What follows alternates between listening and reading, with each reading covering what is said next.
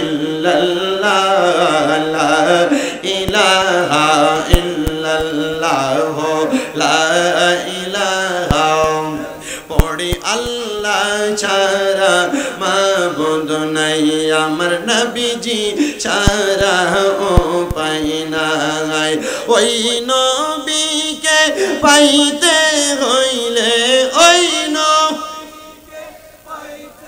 হইলে কামে দলিদের দয়া চাইলা ইলাহা লাল্লাহ লা ইলাহা ও নামাজ রোজা ছাইরো না কেহ মা বাবার খেদমত ছাইরো না আমার নবীর দরুদ হইল না পড়েন নবীর দরুদ আমার নবীও তোমায় ভুলবে না লা ইলাহা লাল্লাহ লা ইলাহা হায়রে অনেক দূরে মদিনা আমরা কেমনে যাব জানি না পড়েন অনেক দূরে মদিনা আমরা কেমনে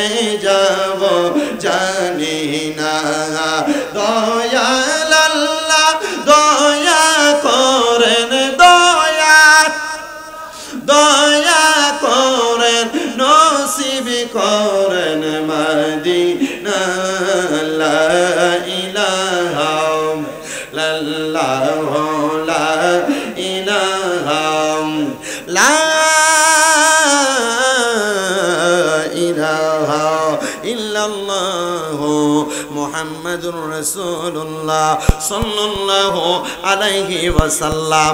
আসেন আমার এই বিবারিয়া জেলার অন্তর্গত বাঞ্ছারামপুর থানাধীন ফরহাদাবাদ এই দক্ষিণ পাড়া কবরবাসীর স্মরণে হাজী জমিরউদ্দিন জামে মসজিদ প্রাঙ্গণে এত সুন্দর করে জান্নাতের বাগান সাজাইয়া আপনারা যারা যারা বসে গেলেন আমার দাড়ি পাকা মুরব্বী বাবারা, আমার যুবক নওজোয়ান ভাইয়েরা, পর্দার অন্তরালের আমার মা মাইকের আওয়াজ যদি আপনাদের কানের মধ্যে যায়, এখনো যারা দোকানপাটে বসে আছেন একটু অন্তরের কানটা লাগিয়ে বয়ানটা শ্রবণ করার চেষ্টা করবেন। এই মাহফিলে যে আমরা আসলাম আমাদেরকে কেউ টাকা দিয়ে আনে নাই, আমাদেরকে কেউ ভাড়া করে আনে নাই, আমরা একটা মাত্র কারণে আজকের জান্নাতের বাগান মাহফিলে বসলাম। ও আল্লাহ, কোন কারণে আমরা মাহফিলে বসলাম? বলে কারণ হলো একটা, আমি আল্লাহ তাআলার সন্তুষ্টির জন্য। আল্লাহকে কেমনে সন্তুষ্ট করবেন? আল্লাহ কয় বান্দা গুনাহ থেকে তওবার মাধ্যমে। ও আল্লাহ, আপনাকে কেমনে সন্তুষ্ট করব? আল্লাহ বলে আমার ইবাদতের মাধ্যমে। ও আল্লাহ, আপনাকে আর কিভাবে সন্তুষ্ট করব? আল্লাহ বলে বান্দা দুনিয়াতে হারাম কাজ ত্যাগ করার মাধ্যমে। আল্লাহ গো, আমরা তো পূর্বে এমন বড় বড় গুনার কাজ করে রেখেছি যেই গুনার কারণে আমাদেরকে মানুষ বাজে মনে করে, যেই গুনার কারণে মানুষ আমাদেরকে খারাপ মনে করে। আল্লাহ, আমার গুনার কারণে আপনিও আমারে খারাপ মনে করবেন। আমি বান্দাকে গুনাহগার বলে ময়দানে মাশরে ডাক দিবেন। এ আমার দাড়ি পাকা মুরব্বি বাবাজিরা গো, একটাবার চিন্তা করে দেখেন, আপনার জীবনে অনেক গুনাহ, আপনার গুনার খবর আপনার সন্তান জানে না। যদি জানতো বাপ কইরা ডাক দিত না। আরে আমি শামীমরা তাকে আপনারা মাহফিলে প্রধান বক্তা বানাইছেন, আমার গুনাহ যদি আমার মা বাপ দেখতো, আমার সন্তান বলে পরিচয় দিত না। আপনারা যদি দেখতেন বক্তা বানায়া বসাইতেন না। আল্লাহর দরবারে লাখ লাখ শুকরিয়া। ও আল্লাহ গো, পর্দার অন্তরালে আমার অনেক মা বোনেরা বসছে, এদের গুনাহ যদি এদের সন্তান দেখতো, এদেরকে মা বইলা ডাক দিত না। এ আমার যুবক ভাই, তোমার জীবনের গুনাহ যদি তোমার সন্তান মা বাপ দেখতো, তোমার কিন্তু সন্তান বইলা পরিচয় দিত না। আল্লাহর দরবারে লক্ষ কোটি শুকরিয়া জানাই যে আল্লাহ আপনার আমার গুনাহগুলা গোপন করে রাখছে। ও আল্লাহ, আমরা তো এত গুনাহ করলাম, আপনি কি আমাদের গুনাহগুলা মাফ করবেন নাকি? আল্লাহ বলে বান্দা, অবশ্যই তোমাদের গুনাহগুলা মাফ করা হবে। আসেন না রে বান্দা, কত গুনাহ তো করলেন লুকিয়া লুকিয়া, কত গুনাহ তো করলেন গোপনে গোপনে, কত গুনাহ তো করলেন পর্দার আড়ালে কত গুনাহ তো করলেন দরজা লাগায়া। মানুষ আপনার গুনার খবর জানে না রে মুরব্বি বাবা।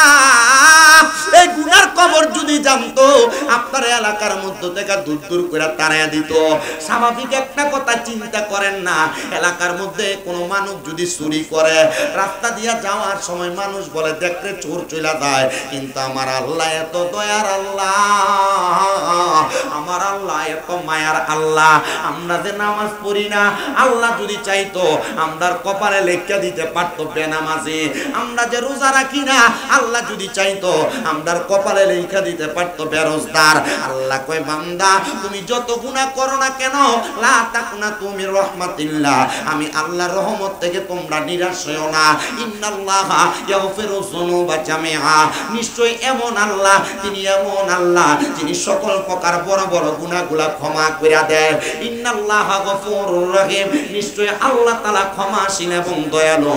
আসেন না ওই দয়ালু ক্ষমাশীল আল্লাহর কাছে জীবনের গুনাহগুলা মাফ করানোর জন্য মুহাব্বতের আওয়াজে আল্লাহ তাআলার ইসমে জাতের জিকিরে মশগুল হয়ে যায়, ডাক দেয় আল্লাহ আল্লাহ আল্লাহ আল্লাহ আল্লাহ আল্লাহ।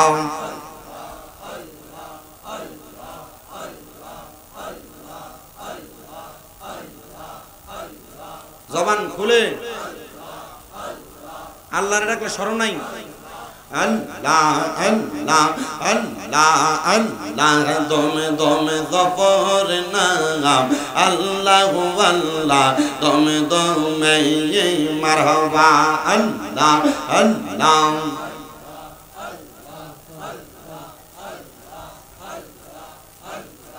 আল্লাহ আল্লাহ, আসিল তুফান ভাঙবে না ঘরের বান, আসিল তুফান ভাঙবে না ঘরের বান, মন পাখি উইরা যাইব নিজুম জঙ্গলাই, দমে দমে মারহাবা আল্লাহ আল্লাহ, দমে দমে গফর নাম আল্লাহু আল্লাহ, দমে দমে মারহাবা আল্লাহ আল্লাহ।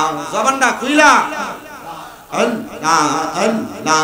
কেবা তোমার বইনু ভাই সঙ্গের সাথী কেহ নাই, কেবা তোমার বইনু ভাই সঙ্গের সাথী কেহ নাই, পড় পাড়ে যাইবার বেলা কাউরে পাইবা না, মারহাবা আল্লাহু আল্লাহ, দমে দমে মারহাবা আল্লাহ আল্লাহ। একজন জিন্দা নবী শুইয়া আছে গো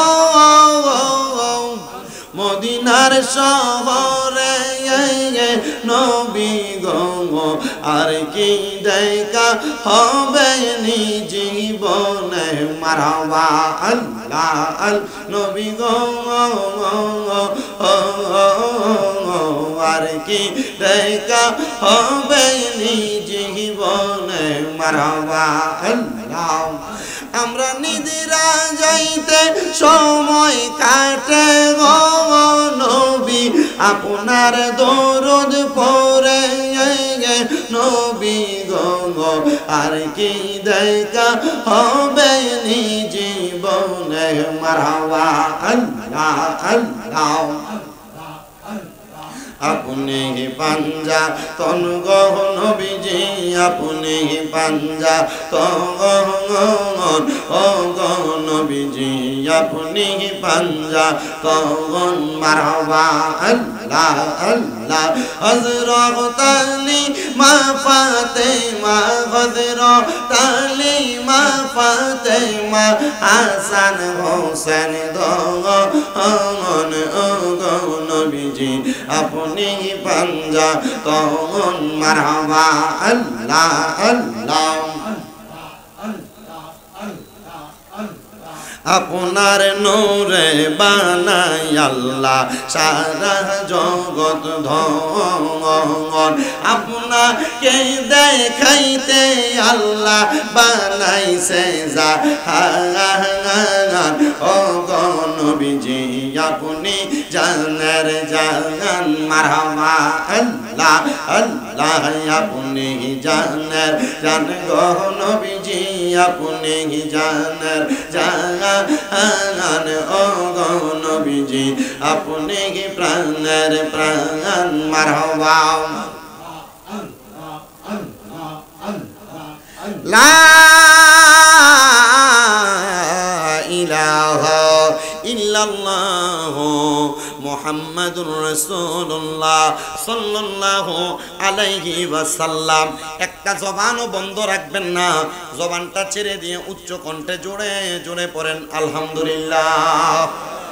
মুআজ্জাজ সদরে মুহতারাম, আজকে বিবারিয়া জেলার অন্তর্গত বানসারামপুর থানাধীন ফরদাবাদ দক্ষিণ পাড়া কবরবাসীর স্মরণে হাজী জমিরুদ্দিন জামে মসজিদ প্রাঙ্গণে এই ওয়াজ ও দোয়ার মাহফিলের যিনি সম্মানিত সভাপতি মোহাম্মদ আবু বকর সিদ্দিক সাহেব, সমাজসেবক ও কবরস্থান তত্ত্বাবধায়ক, সম্মানিত বিশেষ বক্তা হিসেবে তকরির করেছেন আপনাদের মসজিদের সম্মানিত ইমাম ও খতিব হযরত মাওলানা হাফেজ নাজমুল হাসান সাহেব। প্রধান ওয়াইজ হিসেবে আলোচনা করেছেন আপনাদের ফরদাবাদ দক্ষিণ পাড়া হাজী কাদির ডাক্তার জামে মসজিদের সম্মানিত ইমাম ও খতিব হযরত মাওলানা হাফেজ সিদ্দিকুর রহমান সাহেব। তকরির করেছেন হযরত মাওলানা মোহাম্মদ জাকির হোসেন খন্দকার সাহেব। আমন্ত্রিত ওলামায়ে কেরাম বৃন্দ, বিশেষ করে মাহফিল পরিচালনা করছেন মোহাম্মদ জালালউদ্দিন সাহেব সহ আমার সামনে পেছনে দূর দূরান্তে মাইকের আওয়াজ শুনছেন আমার পর্দানুশীনী মা বোনেরা, বিশেষ করে দাড়ি পাকা মুরব্বী বাবা, যুবক নওজোয়ান ভাই, ছোট ছোট মাসুম বাচ্চারা, সবার প্রতি আন্তরিক শুকরিয়া এবং মোবারকবাদ। আল্লাহ তাআলা আজকের জান্নাতের বাগানে আমাদের সবাইকে আসার বসার তৌফিক দান করেছেন, সেই শুকরিয়া আদায় করে সবাই এক বাক্যে জবান খুলে জোরে পড়ি আলহামদুলিল্লাহ। উপস্থিত হাজিরিন, আপনারা বলেন এই জান্নাতের বাগানে আল্লাহ তাআলা আমাদেরকে আসার বসার তৌফিক দান করেছেন, আমরা সবাই কি খুশি না বেজার? একটু ডান হাত তুলে দেখান তো কারা কারা বেজার। তাকবীর দিয়ে লাইছে। আসলে কি আপনারা বেজার? আমি বক্তা একটু সাইডের, আমি কুমিল্লা থেকে যদিও আসছি, আমার এই বছরে ব্রাহ্মণ বা এই বানসারামপুর থানাতে অনেকগুলা মাহফিল, তবে আপনাদের মাহফিল এটা আমার তাৎক্ষণিকভাবে আমার জালালউদ্দিন সুয়ুতি দাওয়াত করার কারণে আমি তাৎক্ষণিক আপনাদের মাহফিলে আসতে পেরেছি। আসলে আপনারা কেউ বেজান না, যেহেতু কবরবাসী স্মরণের মাহফিল। আজকে এখানে যারা বসছেন অনেকের মা নাই, অনেকের বাবা নাই, অনেকের বংশের মানুষ কবরে, পর্দার আড়ালে অনেক মহিলারা বসে আছে যাদের মা বাবা বংশের মানুষ কবরের বাসিন্দা। আমি সবাইকে বলবো, আপনারা বলেন এই জান্নাতের বাগান যে ফরাদাবাদ এলাকায় হইছে, আপনারা খুশি? আপনাদের চাইতে বেশি খুশি কবরবাসী, এটা আপনারা জানেন তো? আল্লাহ তাআলা এই জান্নাতের বাগানের উসিলায় কবরবাসীকে মাফ করে দেন, পড়েন আমিন। আব্বাজি, আমি ঘরে আসার আগে আমাকে বিভিন্ন বিষয় বিভিন্ন সাবজেক্টের ব্যাপারে কথা বলা হয়েছে। আমি আমার সাবজেক্টের উপরে আলোচনা করব, কিন্তু বাবা আমি যে সাবজেক্টের উপরে কথা বলবো, এই সাবজেক্টের উপরে কথা বলার কারণে আপনার এলাকার অনেক মানুষ আগামীকালকে চা দোকানে বসে আমার বিরুদ্ধে কথা বলবে। এটার কারণ কি? কারণ আমার ওয়াজের ভিতরে আমি একটু সুদখুর ঘুষখুর যারা, এদের ব্যাপারে একটু বেশি করে কথা বলি। কারণ এই সুদখুর ঘুষখুর ব্যাপারে কথা বললে চা দোকানে বসে যদি আগামীকালকে আমার সমালোচনা করে, আপনারা কি আমার উপরে বেজার হইবেন? কারণ আমাদের সমাজে বর্তমানে যে অবস্থা, সুদখুরে ধরে নিয়ে মসজিদের সভাপতি বানায়। আমাদের সমাজে যে একটা অবস্থা, সুদখুর আর ঘুষখুরে নিয়ে এলাকা সর্দার বানায়।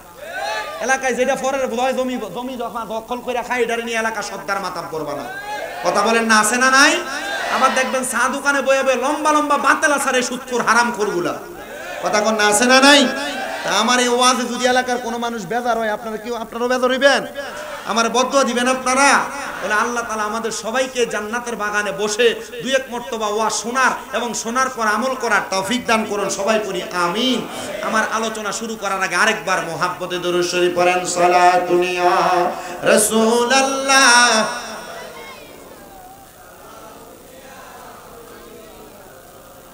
আমার মুসলমান ইমামদাররা ডাইনে বামে না গিয়ে ডাইরেক্ট আমি আমার আলোচনার মধ্যে ঢুকে যাই।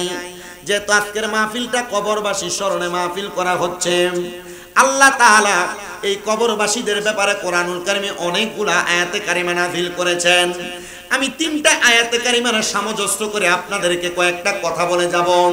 যদি আমার কথাগুলোর উপর ভিত্তি করে আপনার কবরের ব্যাপারে ভয় হয়, আমার কথাগুলোর উপরে ভিত্তি করে আপনার কবরের ব্যাপারে একটু অন্তরে কাঁপন হয়, তাহলে আপনি এখন থেকে পূর্ববর্তী সময় এবং পরবর্তী সময়, আপনি যে সময় আপনার হায়াতে জিন্দেগি থেকে কাটিয়ে দিয়েছেন আর যে সময় আপনি কাটাবেন, আপনি 2টা সময়ের উপরে একটু কম্প্রোমাইজ করবেন। করার পর আপনি চিন্তা করে দেখবেন আপনার জন্মের পর থেকে এখন পর্যন্ত আপনি কি ভালো কাজ করেছেন না বাজে কাজ করেছেন, আর এখন থেকে শেষ করবেন না মন্দ কাজ করবেন, আপনারা একটু চিন্তা করে দেখবেন। এ মুসলমান, ওয়াজ শুরু করার আগে আপনাদেরকে একটা কথা বলে দিয়ে যাই, মনে রাখবেন গোপনে গোপনে কোনো মানুষ যদি পাপ কাজ করে, গুনার কাজ করে, আমার আল্লাহ তাআলা 1 নাম্বার ওই মানুষের হায়াত কমায়া দেয়, 2 নাম্বার ওই মানুষকে মুসিবতে ফালাইয়া দেয়, 3 নাম্বার ওই মানুষের আল্লাহ তাআলা রিজিক বন্ধ করে দেয়। আর গোপনে গোপনে যদি কোনো মানুষ ইবাদত করে, আমার আল্লাহ তাআলা ওই মানুষটাকে গোপনে ইবাদতের কারণে ধন সম্পদ বাড়ায়া দেয়। আল্লাহ তাআলা ওই বান্দাটা গোপনে ইবাদতের কারণে ওই বান্দার অভাব অনটন দূর করে দেয়, বিপদ থেকে মুক্ত করে দেয়। এজন্য সিদ্ধান্ত আপনার, আপনি কি গোপনে ইবাদত করবেন না গুনাহ করবেন। এ মুসলমান ইমানদার, আপনাদেরকে আল্লাহর হাবিবের একটা ছোট্ট হাদিসে মুবারাকা শোনাই। আল্লাহর নবীর প্রখ্যাত হাদিস বিশারদ হযরতে বেলাল রাদিয়াল্লাহু তাআলা আনহু নিজে হাদিস বর্ণনা করতেছেন। তিনি বলেন, আমি আমার নবীজির সম্মুখে বসা, এমন টাইমে আমার নবীজিকে তাকিয়ে দেখলাম মসজিদে নববীর মিম্বরে বসে বসে আমার নবীজির চোখ মুবারক বেয়ে বেয়ে পানি মুবারক ছেড়ে দিয়েছে। আমার নবী যখন কান্না করে, আমি আমার নবীরে প্রশ্ন করলাম, ইয়া রাসূলুল্লাহ, ইয়া হাবিবাল্লাহ, নবীজি আপনি নবী কেন এমন ভাবে কান্না করতেছেন? আপনার কান্না করার কারণ সম্পর্কে জানতে চাই। আমার নবী ডাক দিয়ে বলেন, ইয়া বেলাল, আমি নবী এমনে এমনে কান্না করি নাই, আমি নবী যা দেখি তোমরা সাহাবায়ে কেরাম কিন্তু তা দেখো না। ইয়া রাসূলুল্লাহ, আপনি এমন কি দেখেছেন যা দেখার পরে আপনি নবীর চোখ মোবারকে পানি দেখা যায়? আমার নবী ডাক দিয়ে কই, বেলাল একটা কারণে আমি নবী চোখের পানি ফালায়া ফালায়া কাঁদতেছি। এ বেলাল, আমি নবী যখন মসজিদে নববীর মিম্বরের মধ্যে দাঁড়িয়ে গেলাম, দাঁড়ানোর সাথে সাথে আল্লাহ তাআলার ফেরেশতা হযরতে জিবরাইল আলাইহিস সালাতু ওয়াস সালাম আমি নবীর কাছে খবর দিয়েছি, ইয়া রাসূলুল্লাহ, ইয়া হাবিবাল্লাহ, নবীজি আপনি নবীর পেছনে নামাজ আদায় করতেছে এমন অনেক মুসল্লিরা আপনার সামনে বসা, কিন্তু নবী, ও মায়ের নবী, যারা আপনি নবীর পেছনে নামাজ আদায় করার পরে এখান থেকে যাওয়ার পরে আপনি নবীর ব্যাপারে তারা কুচ্ছা রটনা করে, আপনি নবীর ব্যাপারে তারা বাজে বাজে মন্তব্য করে, আপনি নবীকে নিয়ে তারা সমালোচনা করে, আপনি নবীকে মারার জন্য তারা বিভিন্ন পায়তারা করে। এ মুসলমান, মনে রাখতে হবে আমাদেরকে যে আল্লাহ বানাইলেন, যে নবীর উম্মত বানাইলেন, ওই নবীর উম্মত হওয়ার পর কোন উম্মত যদি নিজেকে ওই নবীর উম্মত দাবি করে, সে কোনোদিন নবীর ব্যাপারে বাজে মন্তব্য করতে পারে না, সে কোনোদিন নবীর ব্যাপারে বাজে মন্তব্য সহ্য করতে পারে না। হযরত বেলাল একটু রাগান্বিত হইয়া আমার নবীজির সামনে দাঁড়ায় গেলেন। 3 নাম্বার কাতার থেকে আমার নবীজির সাহাবী হযরত ওমর ইবনে খাত্তাব রাদিয়াল্লাহু তাআলা আনহু তরবারি হাতে নিয়ে ডাক দিয়ে বলে, ভাই বেলাল, আপনি বলেন না আমার নবীজির চোখ মুবারকের মধ্যে কেন পানি দেখা যায়? আমার নবী এমন ভাবে কান্না করার কথা না, কিন্তু আমার নবীজি কেন মসজিদে নববীর মিম্বরে দাঁড়ায় দাঁড়ায় কান্দে? হযরত বেলাল ডাক দিয়ে কয়, ভাই ওমর, আমার নবী কান্না করার অন্য কোনো কারণ না রে। আমার নবীজির কাছে জিবরাইল নাকি খবর দিয়েছে নবীজির পেছনেই নামাজ পড়ে, আবার আমার নবীকে নিয়ে কুচ্ছা রটনা করে, বাজে মন্তব্য করে, এমন অনেক মানুষ নাকি আমার নবীর পেছনে নামাজ পড়ে। এ বেলাল, আমার নবী বলতেছে আমি নবীজি তাদেরকে নিয়ে ভয় করি না যারা নামাজ পড়ে, যারা আমি নবীর প্রতি ঈমান রাখে। আমি নবী তাদেরকে নিয়ে ভয় করি যারা নামাজ পড়ার পরে পরনিন্দা করে। আমি নবী তাদেরকে নিয়ে ভয় করি যারা নামাজ পড়ার পরে গীবত করে। আমি নবী তাদেরকে নিয়ে ভয় করি যারা নামাজ পড়ার পরে হারাম খাবার খায়। আমার নবীজি 3টা কথা বলে নবীজি আবার কান্না করতে লাগলেন। ইয়া রাসূলুল্লাহ, আপনি আপনি তাদের ব্যাপারে কি খবর দিবেন, আপনি তাদের ব্যাপারে কি সংবাদ দিবেন? আমার নবী বলেন হুয়া নারুকা, আমি নবী জাহান্নামের খবর দিলাম তাদের ব্যাপারে। ইয়া রাসূলুল্লাহ, তাহলে কয় প্রকার ব্যক্তির ব্যাপারে খবর দিলেন? নবী আমার বলে 3 প্রকার ব্যক্তি। 1 নাম্বার যারা পরনিন্দা করে, মুসলমান, আপনার পাশের বাড়ির মানুষ, আপনার চাচাতো ভাই, আপনার এলাকার ভাই, আপনার প্রতিবেশী ভাই, আপনার সমাজের কোনো ভাই কোনো অন্যায় করেছে, কোনো অন্যায় কাজের মধ্যে লিপ্ত হয়েছে, খোদা কি কসম করে বলি, আপনার পক্ষে যদি সম্ভব হয় আপনি তাকে সুন্দর করে বোঝায় দেওয়ার চেষ্টা করবেন। আপনি তার অনাকাঙ্ক্ষিতভাবে পেছনে যে কখনো সমালোচনা করবেন না। সে 10,000 টাকার মালিক, 10 লক্ষ টাকার মালিক, 10 কোটি টাকার মালিক, আপনি তার ব্যাপারে নিন্দা করবেন না। সে কেন 10 কোটি টাকার মালিক আর আমি কেন 1 টাকার মালিকও না? আপনি আল্লাহর দরবারে বলবেন, আল্লাহ আপনি আমারে যা দিয়েছেন আমি তার উপরে শুকরিয়া আদায় করি। আমার আল্লাহর পেয়ারা হাবিব বলেন, কোন মানুষ যদি পরনিন্দা না করে, মানুষের সম্পদের রূপকে ত্যাগ কইরা কোন মানুষ যদি যা পায় তাদের সন্তুষ্টি আদায় করে, আমার আল্লাহ তাআলা ওই মানুষকে জান্নাতের মধ্যে সুন্দর একটা প্রাসাদ দান করে দিবে। জোরে সুরে পড়ি সুবহানাল্লাহ। ইয়া রাসূলুল্লাহ, ইয়া হাবিবাল্লাহ, তার মানে পরনিন্দা করা নিষেধ। করা যাবে? মা বোন যারা শুনছেন, এই ব্যাপারে মহিলাদেরকে বড় সাবধান করি, কারণ এই পরনিন্দার ব্যাপারে মা বোনদের অভ্যাস সবচাইতে বেশি। ফরাদাবাদের মহিলারা কইব আমরার ব্যাপারে আর আমরার বিরোধিতা করবার লাগে স্বামীরা তারা দাওয়াত দিছে না।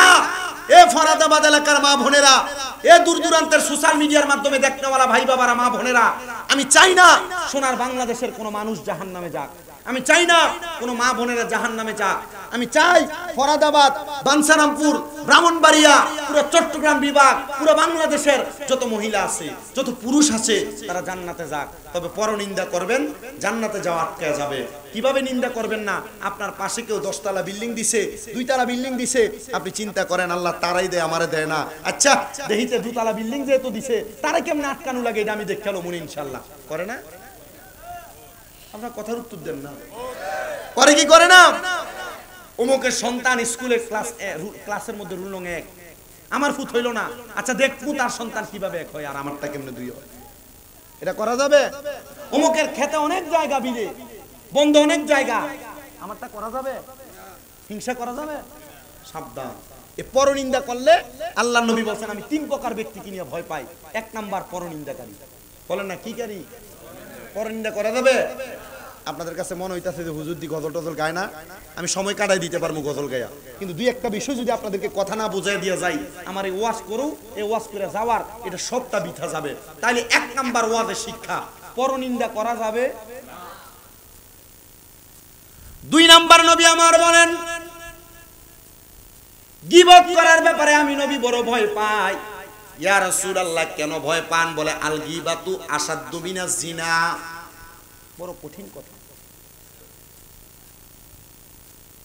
একটা মানুষ জিনা করলে যেই গুনাহ হয়, যদি কোনো মানুষ কোনো মানুষের ব্যাপারে একজন আরেকজনের কাছে কোনো গীবত করে, কোনো মানুষের কাছে কোনো মানুষের বদনাম করে, এ শুনছনি অমুকের মায়া তো অমুকের সাথে পলায় গেছে, এ শুনছনি অমুক তো এই এই কাজটা করছে, এ শুনছনি অমুক তো এমন এমন কর্ম করছে, তার ঘরের কাছে দিয়ে আসার সময় শুনতে পাইলাম তার বউ তারে তুই তাই করে ব্যবহার করে, শুনছনি খবর পাইলাম অমুক ব্যক্তি তার বউরে গালাগাল করে। এমন পরনিন্দার পরে গীবত যারা করে, মানুষের পেছনে পেছনে যারা বদনাম করে, আল্লাহর নবী বলেন এমন গীবত যারা করে তারা যেন জিনা করলে যে গুনাহ সেই গুনাহ করে সেই গুনাহ।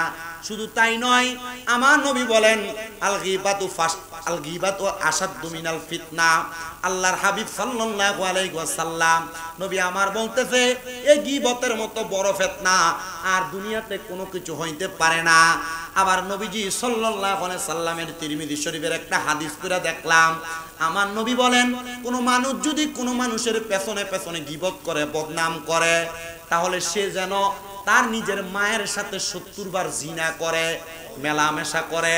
এ বাবা, স্ত্রীর সঙ্গে যেই কাজ করা যায় মায়ের সাথে সেই কাজ করা যায় না।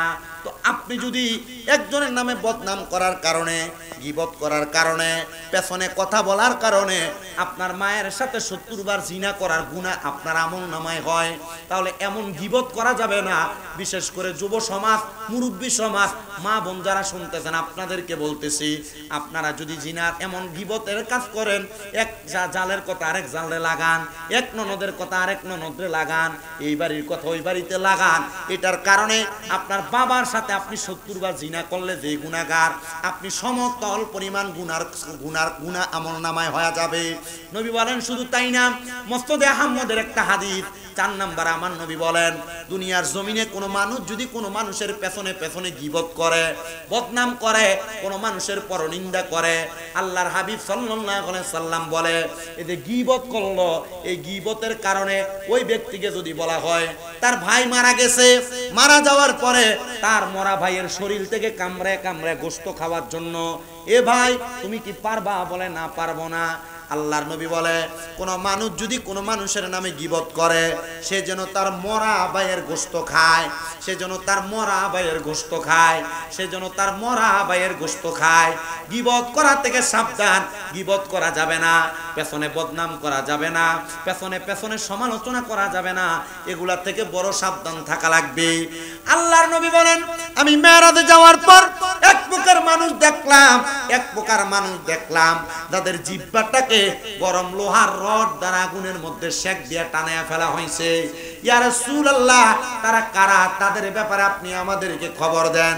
নবী বলেন ওই মানুষ যারা মানুষের পেছনে পেছনে বদনাম করেছে, যারা মানুষের পেছনে পেছনে সমালোচনা করেছে, যারা মানুষের পেছনে পেছনে গীবত করেছে, আল্লাহর নবী বলেন ওই মানুষদের জিহ্বাটাকে এমন ভাবে আগুনের কেচি দিয়ে কাটা হবে, যেমন কাটার কারণে মানুষটা তোতলা এবং বোবার মতো হয়ে যায়।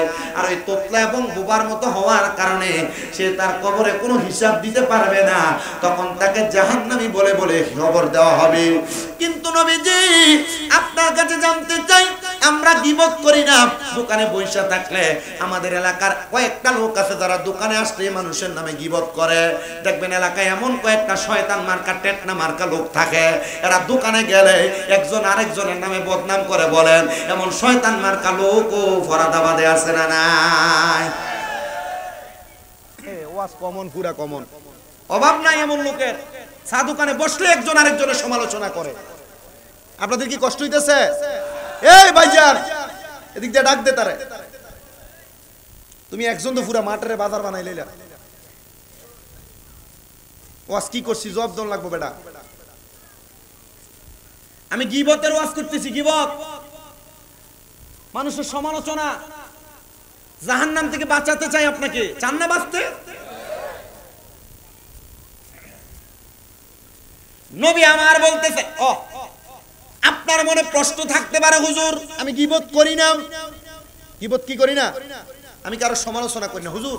চা দোকানে দিয়ে বসলে আমরা এলাকার দুই একজন আছে, এরা দোকানে বইলে খালি মানুষের এটা হিডা লইয়া কথা সমালোচনা করে, আছে না?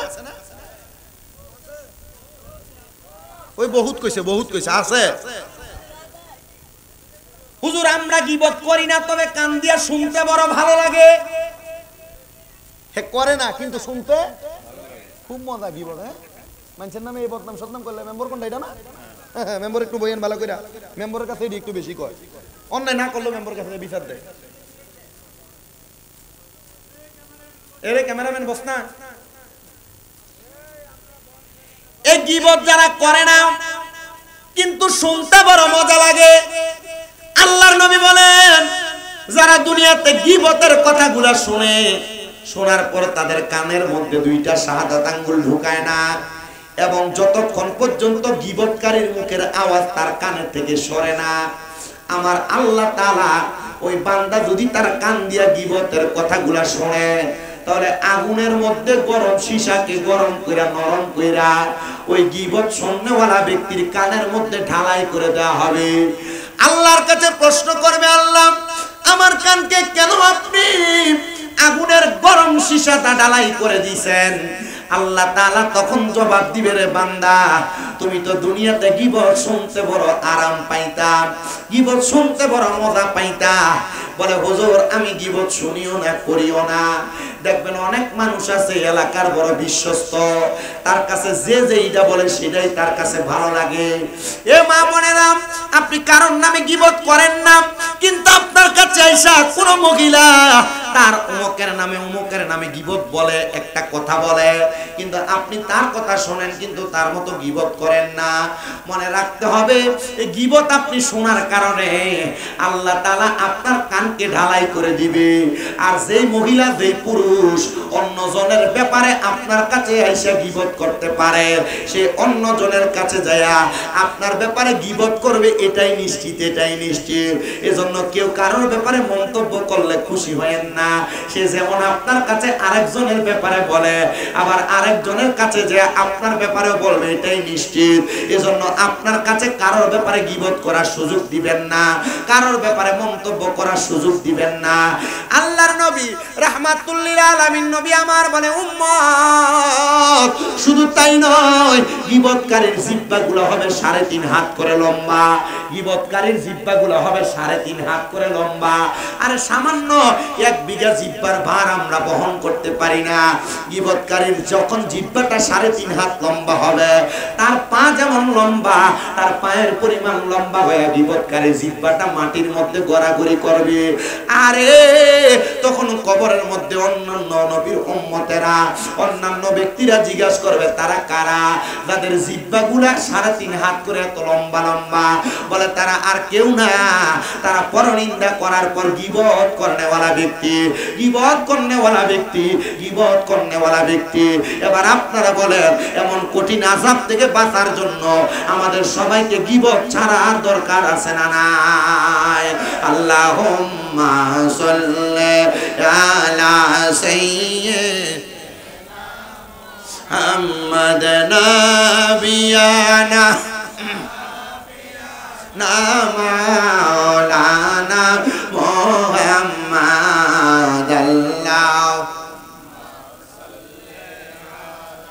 সাইয়্যিদিনা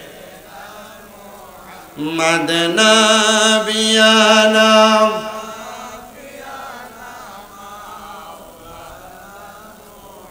আপনাদের কি দুরূদ শরীফ পড়তে কষ্ট হচ্ছে? দুরূদ শরীফের আরেকটা ওয়াকিয়া শোনাই। আপনারা কি কষ্ট করে বসতে আছেন না রাজি? আমি জানি না। এই তোমরা ফাঁকার সামনে থেকে সরো না।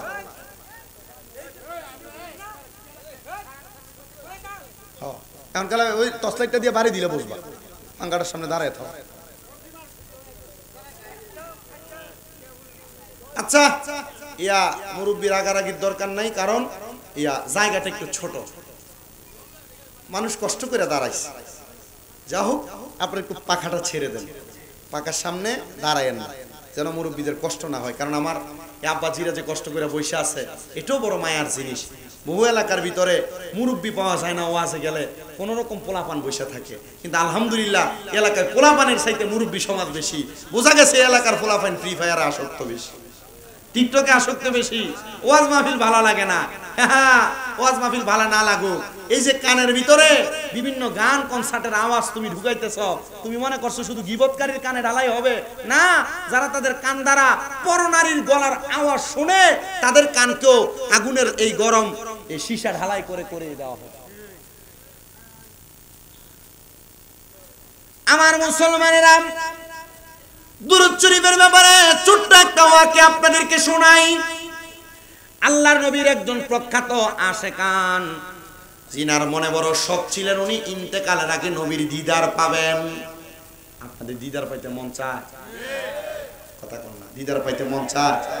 নবী দিদার পাওয়ার একটা আমলের কথা বলে দিব আজকের ওয়াজে। আল্লাহর নবীর দিদার পাওয়ার জন্য কান্দেন। আর আমি নিজে গত বছর যখন মদিনা শরীফ গিয়েছি, মদিনা শরীফ যাওয়ার পর আমি আল্লাহর হাবিবের রওজার দিকে তাকায়া তাকায়া দোয়া করি, চোখ আল্লাহর হাবিব, আল্লাহ তাআলার অশেষ রহমতে আপনার রওজার সামনে আইসা দাঁড়ানোর ক্ষমতা আল্লাহ তাআলা আমারে দিবেন। কিন্তু নবীজি গো, আপনার রওজার সামনে যে দাঁড়ায় দাঁড়ায় সালাম দেই, কাফেররা আপনি নবীকে দেখেছে, মুনাফিকরা আপনি নবীকে দেখেছে, কিন্তু আপনি নবীর উম্মত, আমি যদি আমার মরণের আগে আপনি নবী আমি না দেখতে পাই, আমার তো কলিজা ঠান্ডা হবে না। ইয়া রাসূলুল্লাহ, ইয়া হাবিবাল্লাহ, আমার মরণের আগে একবার আপনি আপনার রওজা মুবারক থেকে আমারে দেখা দিয়েন। আল্লাহর নবী রাহমাতুল লিল আলামিন নবীকে দেখার একটা উত্তম আমল, দুইটা উত্তম আমল। এক নাম্বার উত্তম আমল হলো সালাতুত তাহাজ্জুদের নামাজ, আর দুই নাম্বার উত্তম আমল হলো নবীজির উপর বেশি বেশি দুরূদ শরীফ আদায় করা। আর আশেক তো সুরে সুরে নবীকে দেখার জন্য কত সুন্দর লাগতেছে। মদিনা মদিনা আশেক মুমিনের ঠিকানা, বলেন মদিনা মদিনা আশেক মুমিনের ঠিকানা। হায়রে দিদার চেয়ে কাঁদো তোমরা, দিদার চেয়ে হও না নবীর দিওয়ানা। মদিনা মদিনা আশেক মুমিনের ঠিকানা, বলেন মদিনা মদিনা আশেক মুমিনের ঠিকানা।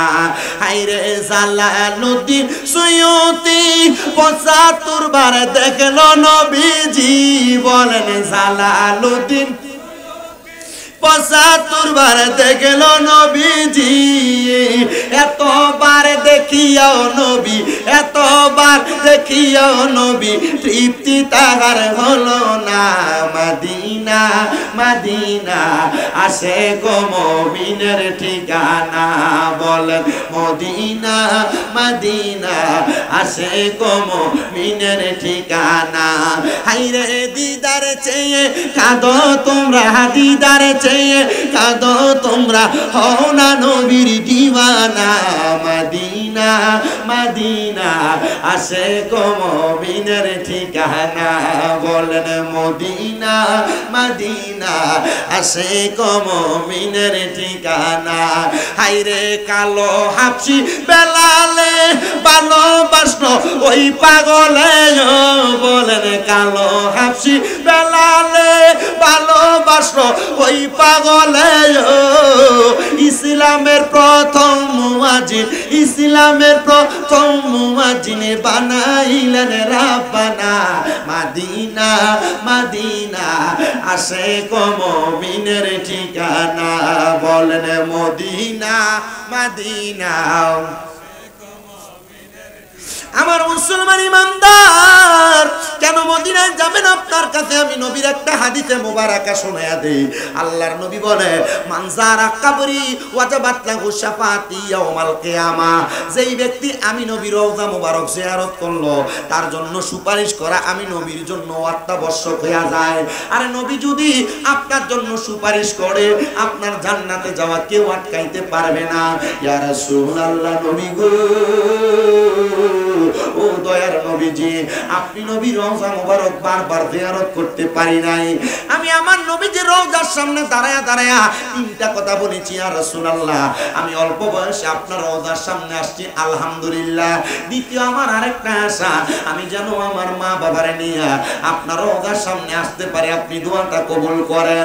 ও মায়ার নবী, বাংলাদেশে ওয়াজ মাহফিলে গেলে কত মানুষ নিয়ে ওয়াজ করি, তারা তো আপনি নবীর পাগল, আপনি নবীর উম্মত, আপনি নবীর আশেক, আপনি তাদেরকে একবার হইলো মক্কা মদিনা দেখার সুযোগ করে দিয়ান। আমার মুসলমান, আমি কত মানুষ দেখছি মদিনা শরীফের দিকে তাকায়া তাকায়া চোখের পানি ফালায়া কান্দে।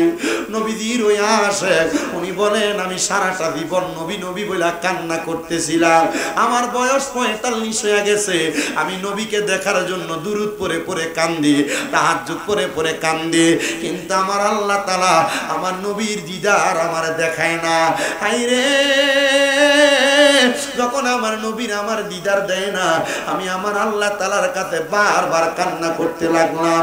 আমার বয়স 45, আমি নবীর কাছে যখন বারবার কান্দি, আল্লাহর কাছে বারবার কান্দি, আমার নবীর দিদার যখন আমি পাই না, আমি বিবাহ করলাম না। আমি হঠাৎ একদিন 45 বছর বয়সে রাগান্বিত হইয়া আমি চিন্তা করলাম আর বলতে লাগলাম, 45 বছর বয়স পর্যন্ত যেহেতু নবী নবী বলে ডাকছে, নবীর দিদার পাই নাই, আজকে আমি আর নবী নবী বলে ডাকবো না। তিনি বলেন, আমি যখন ওই দিন নবীরে না ডাইকা তাহাজ্জুদ নামাজ না পইরা আমার ঘরের মধ্যে ঘুমায়া গেলাম, এমন টাইমে আমি দেখলাম আমার একটা অন্ধকার ঘর নূরের আলোতে ঝলমল ঝলমল করতেছে। আমি আমার এই ঘরটা দেখো, আমি নূরের আলোতে চোখ খুলতে পারতেছি না। আমি হঠাৎ করে তাকে রইলাম, কিন্তু আমার এমন আলো আমার চোখের মধ্যে লাগে, আমি বুঝতে পারলাম না এটা কিসের আলো, যে আলোর কারণে আমার চোখটা খুলতে পারতেছি না, আর চোখে আমি দেখতেছি না। আমি প্রশ্ন করলাম, কে আমার ঘরের মধ্যে তোমরা আলো জ্বালাইলা? আমার কেউ কোনো জবাব দেয় না। আমি হঠাৎ করে তাকে দেখলাম সাদা রঙের পোশাক পরা, মুখের উপরে কাপড় দেওয়া, আমার সামনে এসে আমার মাথাটার মধ্যে হাতটা বুলিয়ে দিতেছে। প্রশ্ন করলাম, কে আপনি?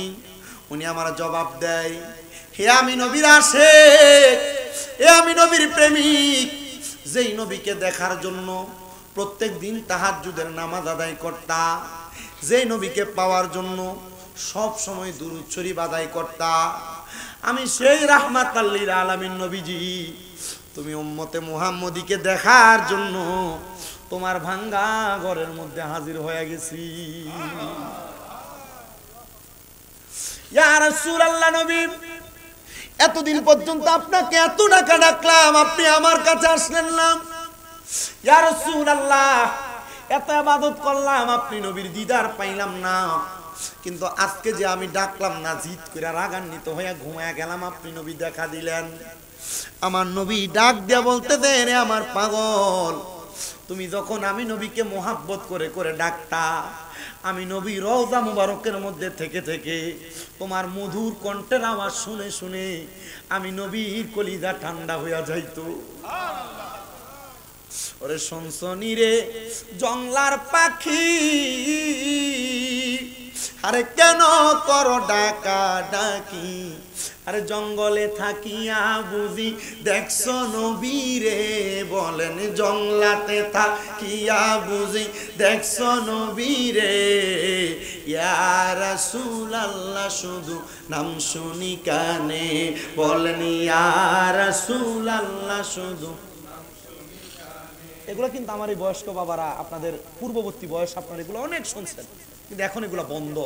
এখন বিয়ে বাড়িতে ডিজে পার্টির কনসার্ট আর গান বাজনা, আগে বাড়িতে বাড়িতে তো, এখন সব বন্ধ হয়ে গেছে। কোরআন তেলাওয়াত আর সবিয়া খতম, সকালে মাইক লাগাইলে কারে কি লাগায় রাখছে, বন্ধ করে ঘরে নিরাল ফললো তো আল্লাহ সওয়াব দেয়। কথা কোন না, এগুলা বন্ধ এখন। শুনছনি রে জংলার পাখি, আরে কেন করো ডাকা ডাকি? হাইরে জংলাতে থাকিয়া বুঝি দেখছো নবীরে, বলেন জংলাতে থাকিয়া বুঝি দেখছো নবীরে। ইয়া রাসূলুল্লাহ, শুধু নাম শুনি কানে, বলেন ইয়া রাসূলুল্লাহ, শুধু। আমার মুসলমান ইমানদার, ওই আল্লাহর বান্দা বলি, ইয়া রাসূলুল্লাহ, ইয়া হাবিবাল্লাহ, নবী গো, আপনি নবীর চেহারা মুবারক একবার আমার দেখান।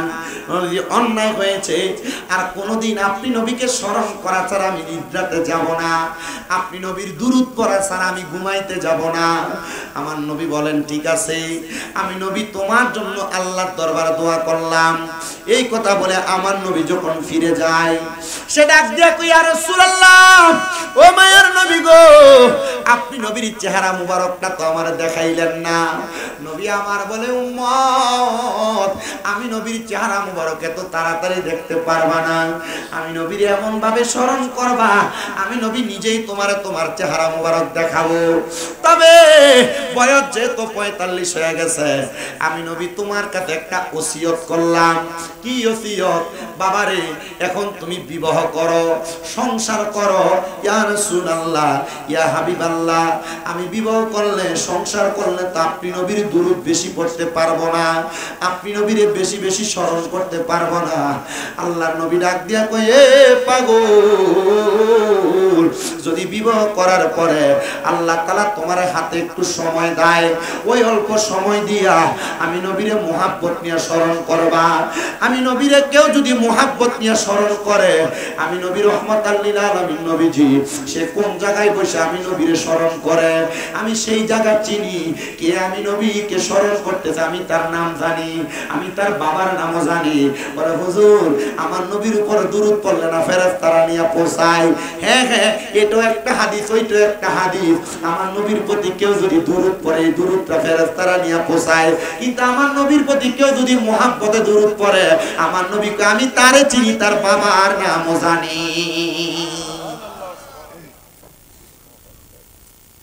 সেটা দেখে ইয়া রাসূলুল্লাহ বুঝতে পারলাম এমন কোন হাদিসের আমল হবে যে হাদিসের আমলের মাধ্যমে আপনি নবীর দুরূদ আদায় করাটা আমার জন্য ইবাদতে মশগুল হবে। আমার নবী বলেন, আনাস ইবনে মালিক রাদিয়াল্লাহু তাআলা আনহুর হাদিস। আনাস ইবনে মালিক রাদিয়াল্লাহু তাআলা আনহু আমার নবীকে প্রশ্ন করে, ইয়া রাসূলুল্লাহ, আপনি নবীর প্রতি আমি কত দুরূদ আদায় করব? আমার নবী বলেন, তুমি তোমার জীবনটার সময়টাকে যদি তুমি দুনিয়াতে থাকো অবস্থায় দুরূদ আদায় করো। আনাস ইবনে মালিক বলে, ইয়া রাসূলুল্লাহ, আমি সারাটা 24 ঘন্টার সময়কে আমি দুই ভাগে ভাগ করব। এক ভাগ আপনি নবীর উপর দুরূদ আদায় করব, আর এক ভাগ আমি আমার দুনিয়ার সময় কাটাবো। আল্লাহর নবী বলেন, আলহামদুলিল্লাহ, তবে এর চাইতে বেশি পড়তে পারলে আরো ভালো। ওই সাহাবী আনাস ইবনে মালিক বলে, ইয়া রাসূলুল্লাহ, তাহলে আমি পুরাটা সময়কে তিন ভাগে ভাগ করব। আমি দুইটা ভাগ সময় আপনি নবীর প্রতি দুরূদ করব, এক ভাগ সময় আমি আমার দুনিয়ার কাজের জন্য রাখবো। আমার নবী বলে, আলহামদুলিল্লাহ, এর চাইতে বেশি পড়লে আরো ভালো। হযরত আনাস ইবনে মালিক বলে, ইয়া রাসূলুল্লাহ, তাহলে চার ভাগ কইরা এক ভাগ আপনি নবী আমি দুনিয়ার কাজে কাটাইবো, আর এক ভাগ আপনি নবীর উপর দুরূদ পড়ব। আমার নবী বলে, এ আনাস ইবনে মালিক, আলহামদুলিল্লাহ, তবে আমি নবী ঘোষণা করলাম এর চাইতে বেশি পড়তে পারলে আরো ভালো। আনাস ইবনে মালিক রাদিয়াল্লাহু তাআলা আনহুর হাদিসটাকে নকল করে হযরত আব্দুল্লাহ ইবনে আব্বাস রাদিয়াল্লাহু তাআলা আনহু বলেন, আমি আমার নবীকে বললাম, ইয়া রাসূলুল্লাহ, ইয়া হাবিবাল্লাহ, নবী গো, আমার জীবনের বাড়তি সময়ে যতটুকু সময় আমার ব্যতীত খালি থাকবে, আমি প্রত্যেকটা সময় আপনি নবীর উপর দুরূদ শরীফ আদায় করে করে কাটিয়ে দিব। বলেন সুবহানাল্লাহ। এ মুসলমান ইমানদার, ওই ব্যক্তি বলেন, আল্লাহর হাবিবের ইশারা মোতাবেক আমি বিবাহ করলাম।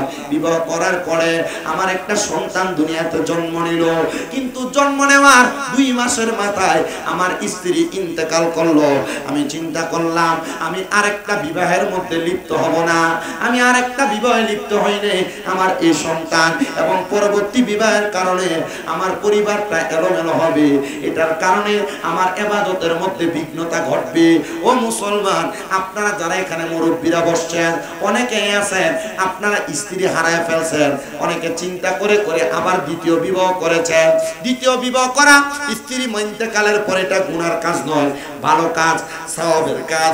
তবে আল্লাহর হাবিব সাল্লাল্লাহু আলাইহি ওয়াসাল্লাম নবী বলেন, কোন পুরুষ অথবা মহিলার স্বামী পুরুষের স্ত্রী মারা যাওয়ার পরে ওই পুরুষ যদি তার স্ত্রীর কথা মুহাব্বত মনে নিয়ে আর কখনো বিবাহ না করে, আল্লাহর দরবারে তার স্ত্রীর জন্য দোয়া করে, আমার আল্লাহ তাআলা ওই স্ত্রীটাকে 40 জন জান্নাতের হুর গিলমানের সর্দারিনী বানায়া ওই পুরুষের খেদমতে জান্নাতের মধ্যে হাজির করে দিবে। জোরে জোরে বলেন সুবহানাল্লাহ। আর কোন মহিলা স্বামী ইন্তেকাল করার পরে ওই মহিলা যদি তার স্বামীর কথা চিন্তা করে আর বিবাহ না বসে, আল্লাহর নবী বলেন, ওই মহিলা যদি তার সন্তানদেরকে মায়া করে, সন্তানের উপর আদরের নজর দেয়, আদরের হাত বুলিয়ে দেয়, আমার আল্লাহ তাআলা রহমতের ছায়া ওই মহিলাকে দান করেন। আরো জোরে কর না। ওই দিন গত কয়দিন আগে আমি ওয়াজ করে আসছি রাঙ্গামাটি। এই ওয়াজ যখন করলাম, এই গত মনে হয় 4-5 দিন আগে এক লোক ফোন দিতে, হুজুর আপনি যে ওয়াজ করে দিয়ে গেছেন, এখন আমার আব্বা উনি তো বিবাহের জন্য লাফায়, এই ওয়াজটা আমার আব্বার একটু শোনান। আমি কইছি, এটা তো ভালো জিনিস বেটা, বিয়ার লাগে লাফায়। তোর আম্মা কই? হুজুর মারা গেছে। আমি কই, আব্বা বিয়ে করতে মন চাই, তো বিয়ে করো না কেন? আপনি চিন্তা করতেছেন, হুজুর বিয়ের অনুমতি দিতেছেন। বর্তমান সমাজের ছেলেরা চাইলেই মা ইন্তেকালের পরে বাপরে বিয়ে করাইতো না। চিন্তা করবো কি, মাগো বিয়ে করলে আরেকটা ছেলে মেয়ে যদি হয়, যদি সম্পদের ভাগ দেওয়া লাগে, কথা কই না, তুমি শরিয়া বিরোধী কাজ করবা। তোমার আম্মা যান প্রাপ্ত বয়স্ক, তোমার আব্বা অ্যাক্সিডেন্টে মারা গেছে, তুমি তোমার আম্মাকে চাইলে বিবাহ দিতে পারবা। আমি ওই দিন একটা নিউজ দেখে আমি খুব খুশি হয়েছি। ছেলে বয়স মনে হয় 17 থেকে 18, তার আব্বা ইন্তেকাল করছে বিদেশে। সে তার আম্মা জানের ইদ্যত 4 মাস 10 দিন শেষ হওয়ার পর সে নিজে পছন্দ করে তার আম্মার কাছে বলছে, আম্মা আপনি চাইলে ওনাকে বিবাহ করতে পারেন। আপনার কাছে মনে হবে এই মহিলা মনে হয় কত খারাপ, স্বামী ইন্তেকাল করছে, বিয়ে বসে ফেলছে, আমাদের সমাজটাকে কোন নজরে দেখে? আরে না মিয়া, যদি এই মহিলার শরীরের যৌবনত্বের পাওয়ার থাকে মহিলা বিবাহ বসতে পারবে। আর আপনি কইবেন কি দেখছেন এই বেড়া মরে গেছে, কয়দিন হইছে বিয়ে বইয়ে গেছে, কথা কয় না কেন? কয়নি? দেখছো বউ মরে গেছে, 40 দিন যায় না বিয়ে করে ফেলছে, কথা বলেন না কেন?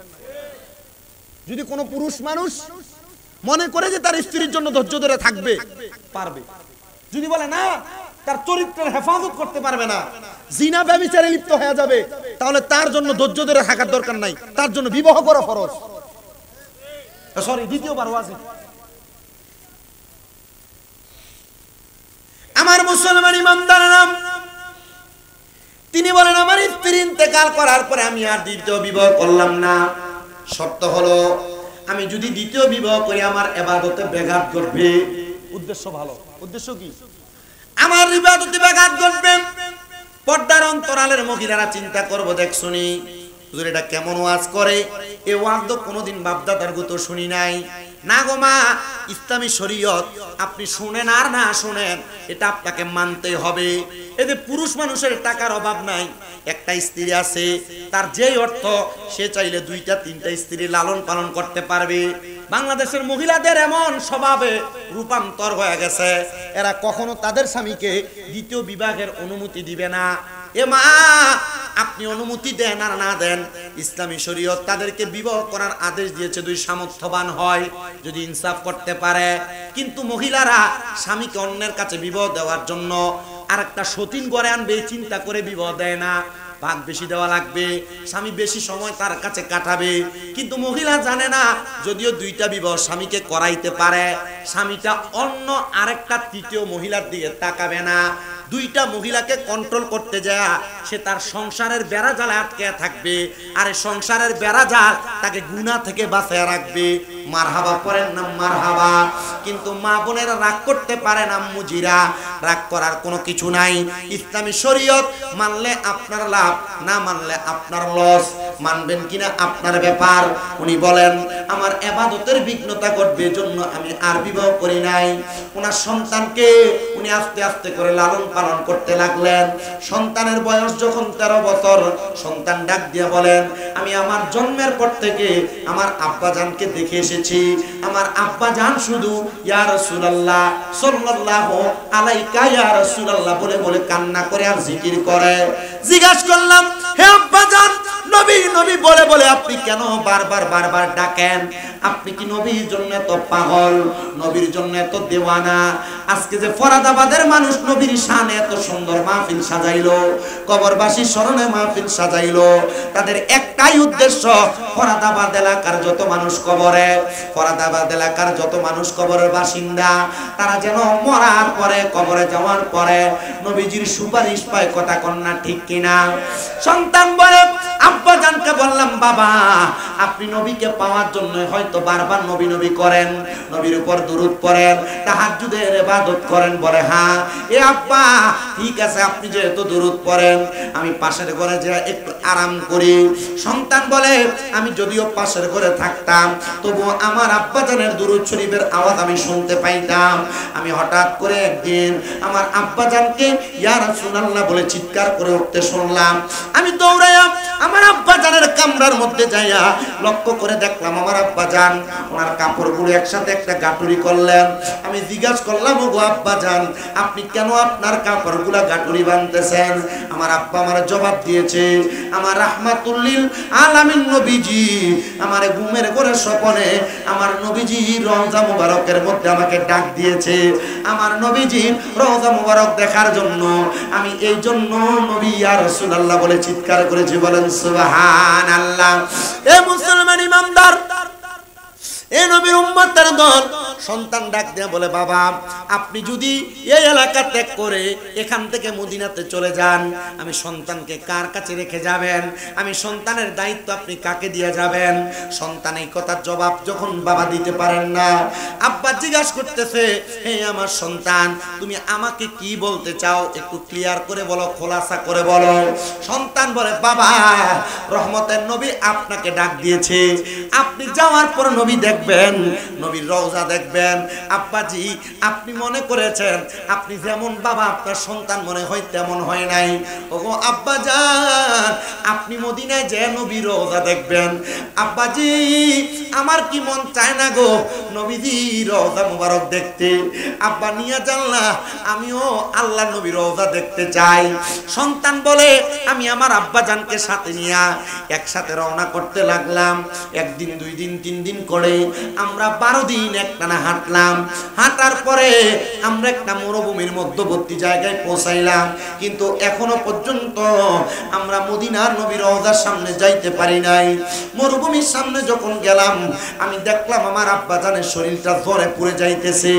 আমার আব্বাজান পরবর্তী কদম এক পা আগাবে সেই শক্তি আমার আব্বাজানের নাই। আমরা তাবু গাড়াইয়া আমার আব্বাজানকে আব্বাজানের তাবুতে রাখলাম, আর আমি একটা তাবুতে অবস্থান করলাম। একটানা 3 দিন পর্যন্ত সময় যাইতেছে, কিন্তু আমার আব্বাজানকে তাবুর মধ্যে থাইকা শুধু আমার নবীজির দুরূদ শরীফ ইয়া রাসূলুল্লাহ জপতেছে। আমি বলতে লাগলাম ওগো আব্বাজান আপনি যে ইয়া রাসূলুল্লাহ জপতেছেন নবীকে পাওয়ার জন্য, আব্বুজি আপনি বলেন না আপনি কি আমার নবীজিকে চোখ দিয়া দেখছেন বা দেখবেন? বলে দেখার জন্যই তো নবী নবী বলে ডাকি। ও মুসলমান ইমানদার সন্তান বলে 3য় দিন রাত্রবেলা যখন আমি ঘুমাইতে গেলাম আমার তাবুর মধ্যে, আমার আব্বাজান ওনার তাবুর মধ্যে, আমার আব্বাজানের তাবু থেকে আমার তাবুতে আব্বাজানের দুরুদের আওয়াজ শুনতে পাইতাম। হঠাৎ করে 3য় রাত্রে আমি দেখলাম আমার আব্বাজানের গলার কোনো আওয়াজ আসতেছে না, দুরুদ শরীফের আওয়াজ আমার কানে আসতেছে না। আমি একটু ভয় পেয়ে গেলাম। আমি আমার ঘর থেকে তাবু থেকে বের হইয়া আমার আব্বাজানের তাবুতে যেয়ে দেখলাম আমার আব্বাজানের শরীরটা একবারে নিস্তেজ সেজদার মধ্যে পড়ে আছেন। আমি আমার আব্বাজানের পুরাটা শরীরের মধ্যে ধরতে লাগলাম। আমি দেখলাম আমার আব্বাজানের শরীরটা একবারে ঠান্ডা হয়ে আছে। আমি আমার আব্বাজানের ডান দিকে যখন ধরলাম আমার আব্বাজান কাজ হয়ে বাম দিকে পড়ে গেছে। আমি নাকি মুখে হাত দিয়ে দেখলাম আমার আব্বাজান এখান থেকে আর নড়াচড়া করেন না, কোনো নিঃশ্বাস ফেলান না। আমি বুঝতে পারলাম আমার আব্বাজান দুনিয়া থেকে ইন্তেকাল করেছেন। ইন্না লিল্লাহি ওয়া ইন্না ইলাইহি রাজিউন। ও মুসলমান, কোন মুসলমানের ইন্তেকালের খবর শুনলে দোয়াটা পড়বেন। আল্লাহর নবী বলে কেউ যদি পড়ে তার ইন্তেকালের পরে তার জন্য তার এলাকার মানুষ এমন ভাবে দোয়া করবে, জোরে সরে পড়েন সুবহানাল্লাহ। ওই ব্যক্তি বলেন আমার আব্বাজানের মৃতদেহটা নিয়ে আমি কিছুক্ষণ পর্যন্ত কান্না করতে লাগলাম। ওয়াক্তে ফজর হয়ে গেছে। আমি ফজরের নামাজের মধ্যে দাঁড়াইলাম, দাঁড়ায়া নামাজ আদায় করলাম, কিন্তু পাশে আমার মৃত বাবার দেহটা পড়ে আছে। আমি নামাজ শেষ করে মুনাজাতের মধ্যে কান্না করতে লাগলাম। আমি যখন মুনাজাতের মধ্যে কান্না করতেছি, আরে আমি কান্না করতে করতে আল্লাহর কাছে বলি ওগো আল্লাহ আমার আব্বাজানকে মরুভূমির মাঝখানে মরে গেছেন, কে আমার আব্বাজানের জানাজা পড়াবে, কে আমার আব্বাজানরে গোসল দিবে, কে আমার আব্বাজানরে দাফন করবে? আমি একা সন্তান, আমি আমার আব্বাজানকে একা একা তো করতে পারবো না। আমার আল্লাহ তাআলার প্যারা হাবিবের ওই আশিকের ইন্তেকালের পরে নবীর আশিক যদি মারা যায় মরণ নিয়ে কোনো টেনশন করা লাগে না। নবীর প্রেমিক যদি মারা যায় মরার পরে কোনো চিন্তা থাকে না, টেনশন থাকে না, কারণ নবীর আশিক জানে নবীর আশিকের মরার পরে তার কবরে রাহমাতাল লিল আলামিন নবী আসবে।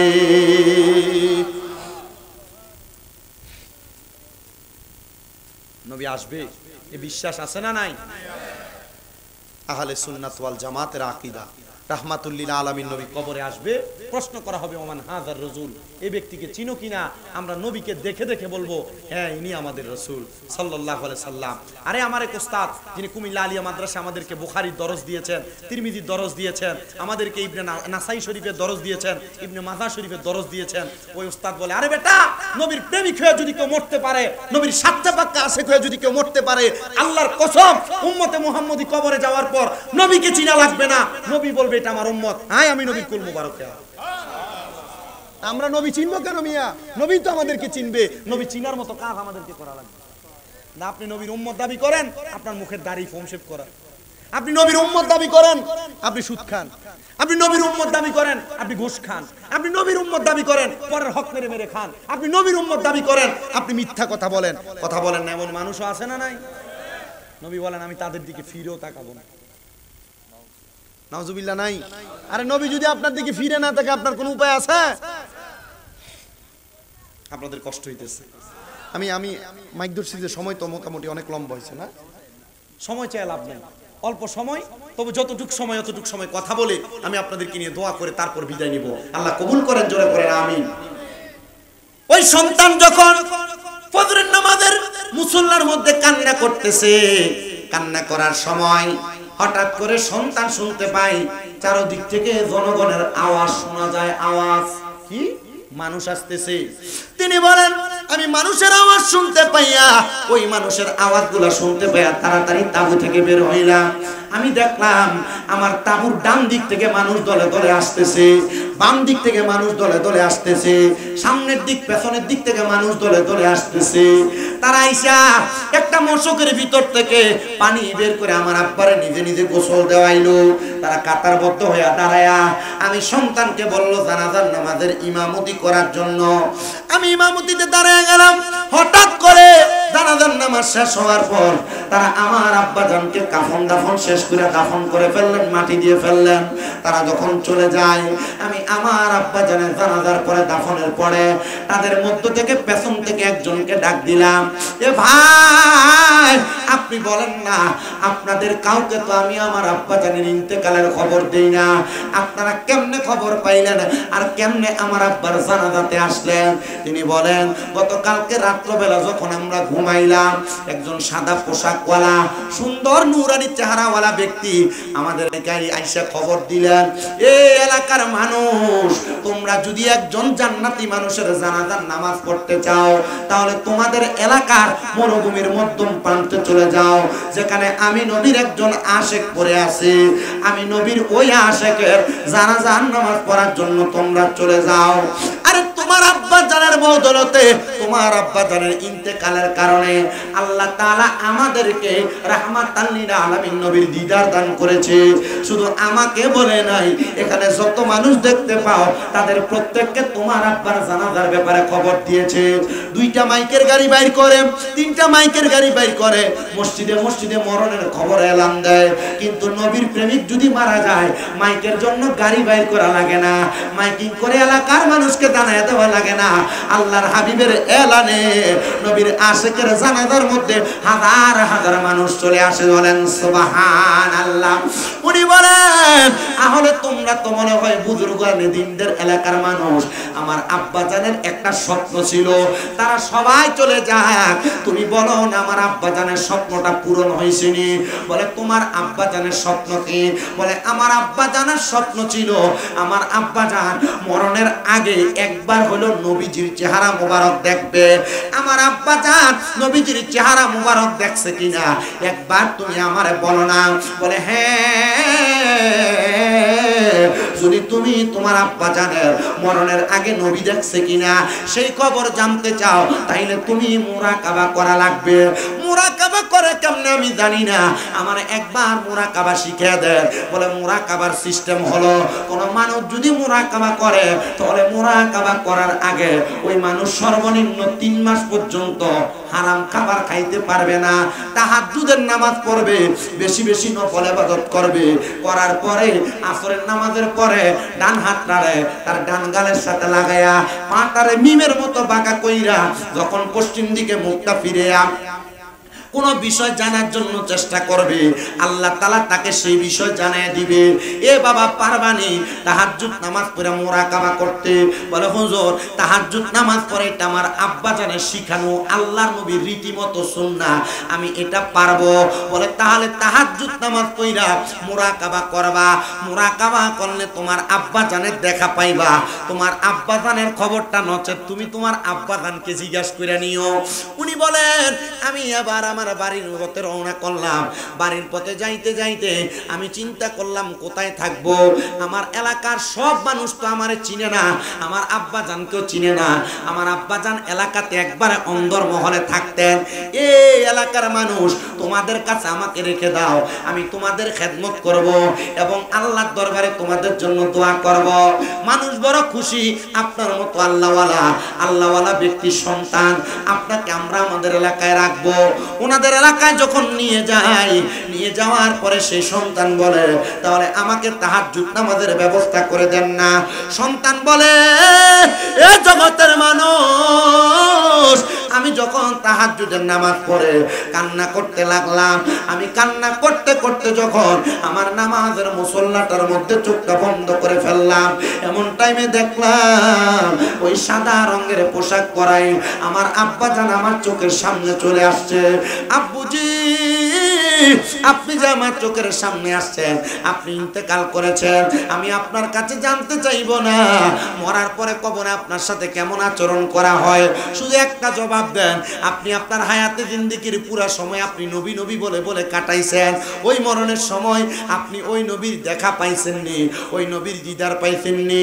সন্তান ডাক দিয়ে বলে, জগতের মানুষ, আমার আব্বাজানের জবানের বাণী, আমার আব্বাজান ইন্তেকাল করার সময় আমার আব্বাজান নবীজির চেহারার দিকে তাকায়া তাকায়া কালিমা পড়তে পড়তে মারা গিয়েছে। বলেন সুবহানাল্লাহ।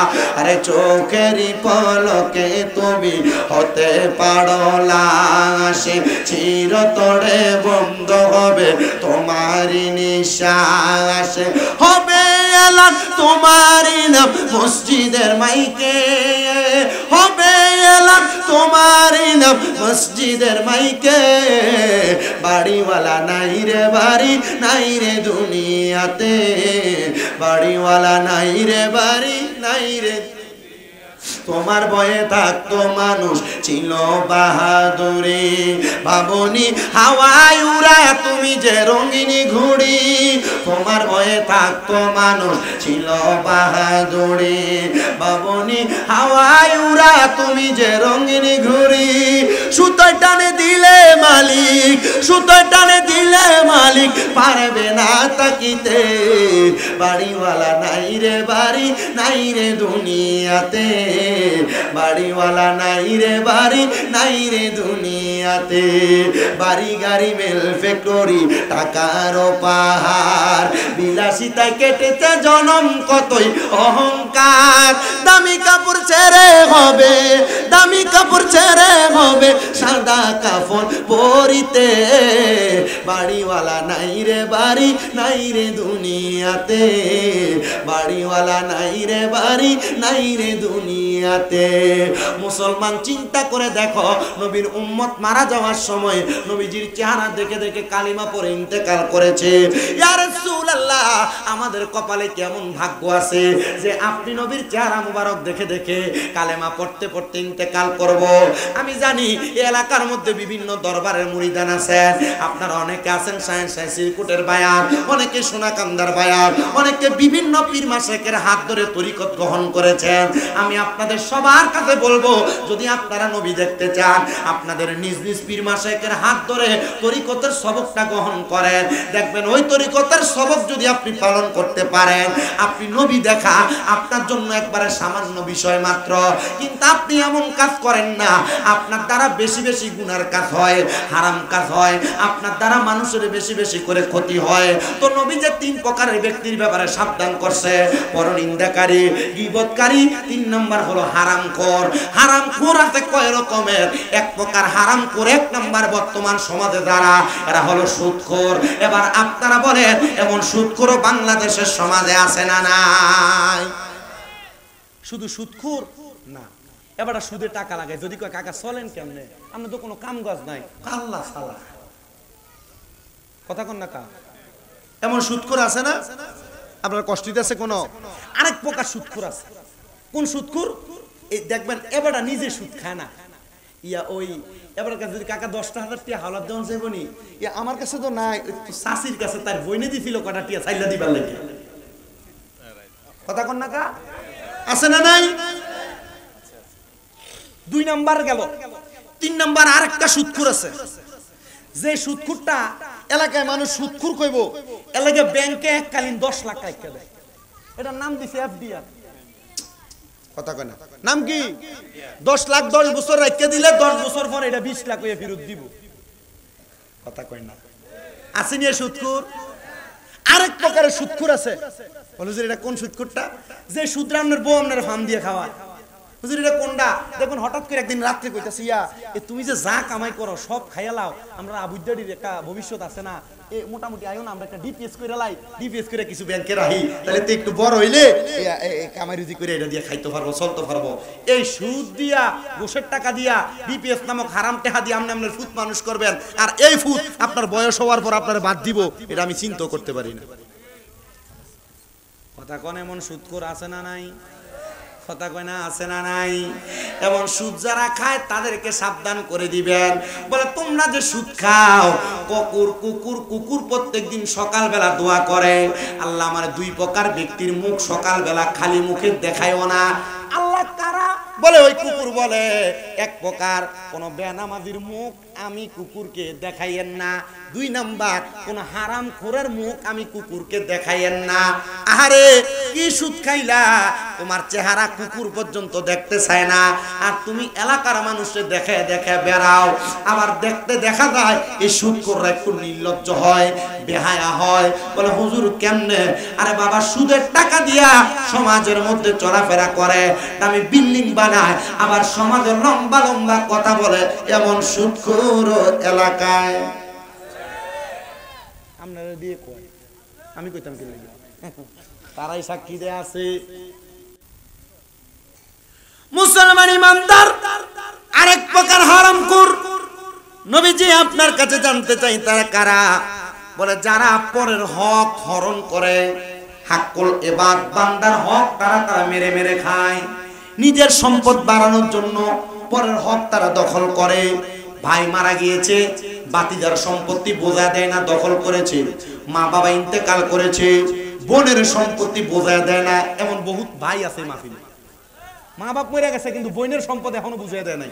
বহুত ভাই আছেন আপনারা, বোনের সম্পদ বুঝিয়ে দেয় নাই। আল্লাহ নবী বলে তারা আরেক প্রকার হারামখোর, তারা আরেক প্রকার জুলুমবাজ। নবীজি 3 নাম্বার আর কারা? বলে যারা নিজের সম্পদ বাড়ানোর জন্য মিথ্যা কথা বলে বলে ব্যবসা করেছে।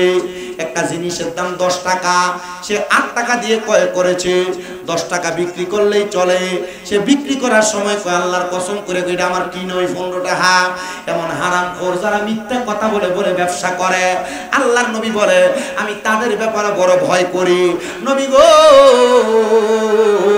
আর কোন হারামখোরের ব্যাপারে ভয় করেন? বলে যারা ঘুষ খায়, যারা মানুষের কাছে কোনো কিছুর বিনিময়ে কোনো কিছু গ্রহণ করে, এটাই হলো ঘুষ। এটার কারণে আমি নবী তাদের ব্যাপারে বড় ভয় করি। ইয়া রাসূলুল্লাহ এদের অবস্থা কেমন? বলে তারা যখন ইন্তেকাল করবে, ইন্তেকাল করার সময় আজরাইল ফেরেশতা তাদের শরীর থেকে যখন রূহটা কবজ করবে, তাদের কাছে মনে হবে জীবিত একটা বকরিকে জীবিত অবস্থায় চামড়াটা টাইনা টাইনা ছিঁড়ে ফেললে যত কষ্ট হয়, ওই হারামখোর ব্যক্তিটার তত কষ্ট হবে। শুধু তাই নয়, ফেরেশতা আজরাইল যখন তাদের রূহটা নিয়ে যাবে, আজরাইল নাকের মধ্যে একটা কাপড় লাগে উপরে নিয়ে যাবে, আর আল্লাহর আসমানের ফেরেশতারা তার দিকে থু থু নিক্ষেপ করবে। ইয়া রাসূলুল্লাহ কেন? বলে হারাম খাওয়ার কারণে, পরের হক মাইরা খাওয়ার কারণে আল্লাহ তাআলা তার রূহটাকে একটা দুর্গন্ধযুক্ত রূহ বানায় রাখছে। এ পর্দার অন্তরালের আমার মা, তোমার স্বামী যে তোমাদেরকে ইনকাম করে খাওয়ায়, হালাল খাওয়ায় না, হারাম খাওয়ায়, কোনোদিন তুমি তোমার স্বামীকে একবার জিজ্ঞাসা করো নাই? ও বাবা, ও আম্মা, এ হারাম খাবার খায়া যে তুমি কবরে যাইবা, আল্লাহর কাছে কি জবাব দিবা আমার বুঝে আসে না। এজন্য আমি ফরাদাবাদ এলাকার সবার কাছে একটা কথাই আবদার করে যাই, হারাম যেই খানা, মানুষের অনুমতি ছাড়া তার সম্পদ হরণ করা, অনুমতি ছাড়া তার সম্পদ দখল করা, মানুষের কাছ থেকে সুদের উপর টাকা নেওয়া দেওয়া, মানুষের কাছ থেকে ঘুষের টাকা গ্রহণ করা, মানুষের পরের হক গাছের সম্পদ গাছের ফল ফলাদি গ্রহণ করা, এমন হারাম কাজ থেকে আপনি দূরে থাকবেন। মিথ্যা কথা বলে ব্যবসা করা, এমন কাজ থেকে দূরে থাকবেন। আরে বাবা, সব তো আপনি সম্পদের জন্য করতেছেন। মনে রাখবেন, যে ব্যক্তি 1 টাকার সম্পদের মালিক, আল্লাহর কাছে 1 টাকার সম্পদের হিসাব দেওয়া লাগবে। যে ব্যক্তি 1 কোটি টাকার সম্পদের মালিক, আল্লাহর কাছে 1 কোটি টাকার সম্পদের হিসাব দেওয়া লাগবে। আপনি বললেও লাগবে, না বললেও লাগবে। তাহলে আল্লাহর হাবিব সাল্লাল্লাহু আলাইহি ওয়াসাল্লামের একজন উম্মত, তিনি বসবাস করতেন ইরাকের জমিনে। উনি একজন বাদশা। তিনি বলেন আমার প্রজাদের মধ্যে একটা উদ্বেগ কাজ করতেছিল, তারা অভাবে পড়ে গেছে, খরাতে পড়ে গেছে, তাদের কাছে কোনো সম্পদ নাই। তারা সবাই এসে আমি বাদশার কাছে বলে, বাদশা আপনি আমাদেরকে সম্পদ দেন, বেশি বেশি সম্পদ দেন, আমরা আমাদের সম্পদ দিয়া সম্পদ বাড়াইতে চাই। বাদশা বলে সম্পদ দিতে পারি, তবে একদিন অপেক্ষা করা লাগবে। কয়দিন? একদিন অপেক্ষা করলে সম্পদ পাইবা।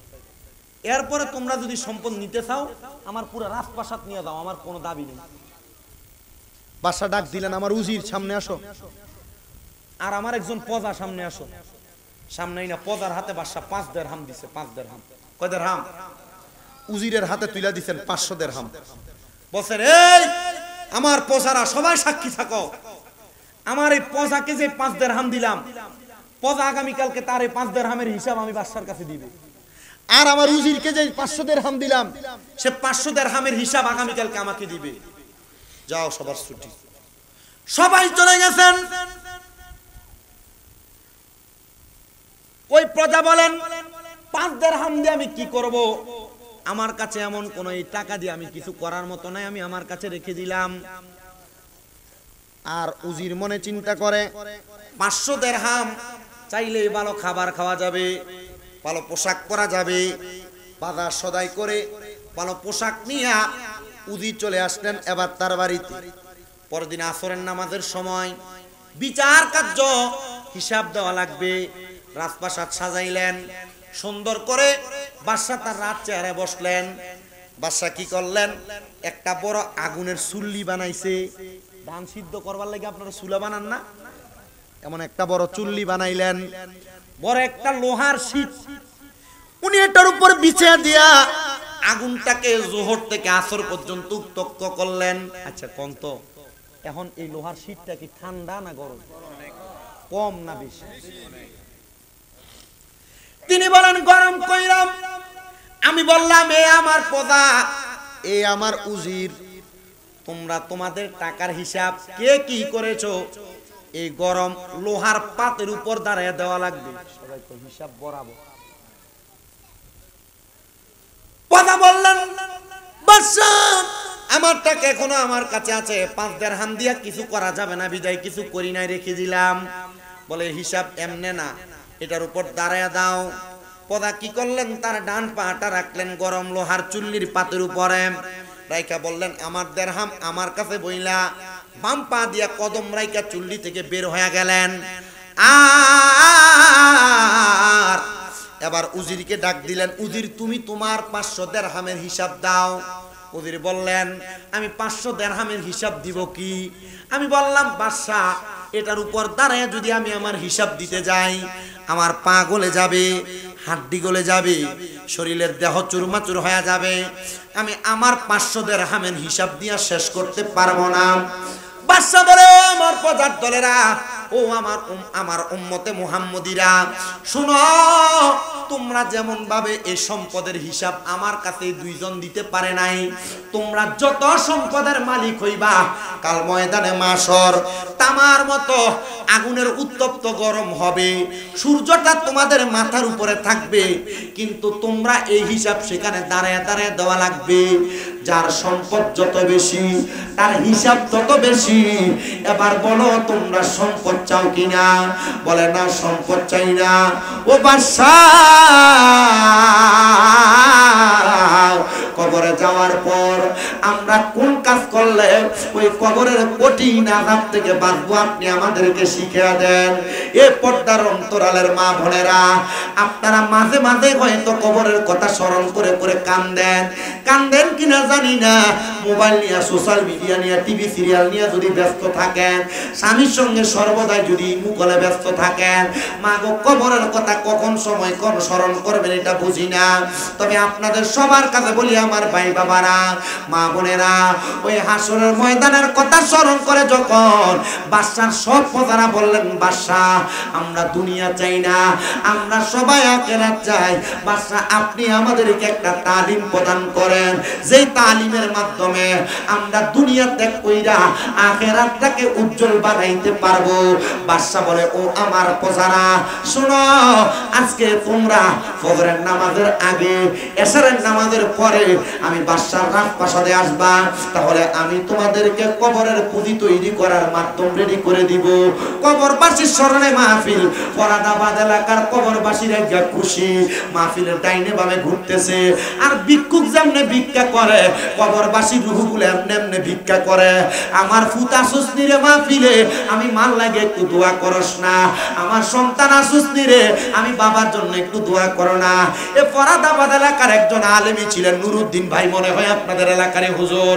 বাইরে আমার ইন্তেকালের অল্প কিছুদিন আগে আখাউর একটা মাহফিলে বলছিল, ভাই বেশি শরীরটা ভালো না, বুকটা মাঝে মাঝে ব্যথা করে একটু দোয়া করবেন। আমি বলছি আল্লাহর দরবারে তাহাজ্জুদ পড়ে পড়ে দোয়া করলে দেখবেন আমার আল্লাহ তাআলা আপনাকে মাফ করবে, রোগের শেফা দান করবে। ওনার একটা সন্তান মনে হয় কোরআনে হাফেজ হয়েছে। আল্লাহর দরবারে ওনার ইন্তেকালে আমি বড় আফসোস করে করে দোয়া করছি। বক্তা মানুষ, উলামায়ে কেরাম ওয়াজ মাহফিল করত, আল্লাহ আপনি কোন ভালোর বুঝে আপনি তারে নিয়ে গেছেন আমি জানি না। আমি আস্তে আস্তে গাড়িতে বলছি, আল্লাহ যেন ওই লোকটাকে জান্নাত নসিব করে আমরা মন থেকে দোয়া করব। শুধু তাই না, ফরাদাবাদ এলাকা, বাঞ্ছারামপুর থানা, ব্রাহ্মণবাড়িয়া জেলা সহ সমস্ত পৃথিবীর যত মানুষ কবরের বাসিন্দা, ওগো আল্লাহ আজকে ফরাদাবাদ এলাকায় হযরতে হাজী জমিরউদ্দিন জামে মসজিদ প্রাঙ্গণে এই জান্নাতের বাগান মাহফিলের উসিলায় তুমি প্রত্যেকের কবরের আযাব মাফ করে দিও। আমি জানতে চাই, চোখের পানি পালায়া পালায়া যদি কান্দি, আমার আল্লাহ তাআলা চাইলে আমাদের বংশের কবরের আযাব মাফ করতে পারে কি পারে না? আইরে বাদশার প্রধানের সময় রাজপ্রাসাদে চলে আসছে। রাজপ্রাসাদে আসার পরে বাদশা বলে, তোমরা আমার সঙ্গে 2 রাকাত নামাজ আদায় করো। নামাজে দাঁড়ায় গেলে সবাই নামাজ আদায় করে মুনাজাতে কান্না করতেছে।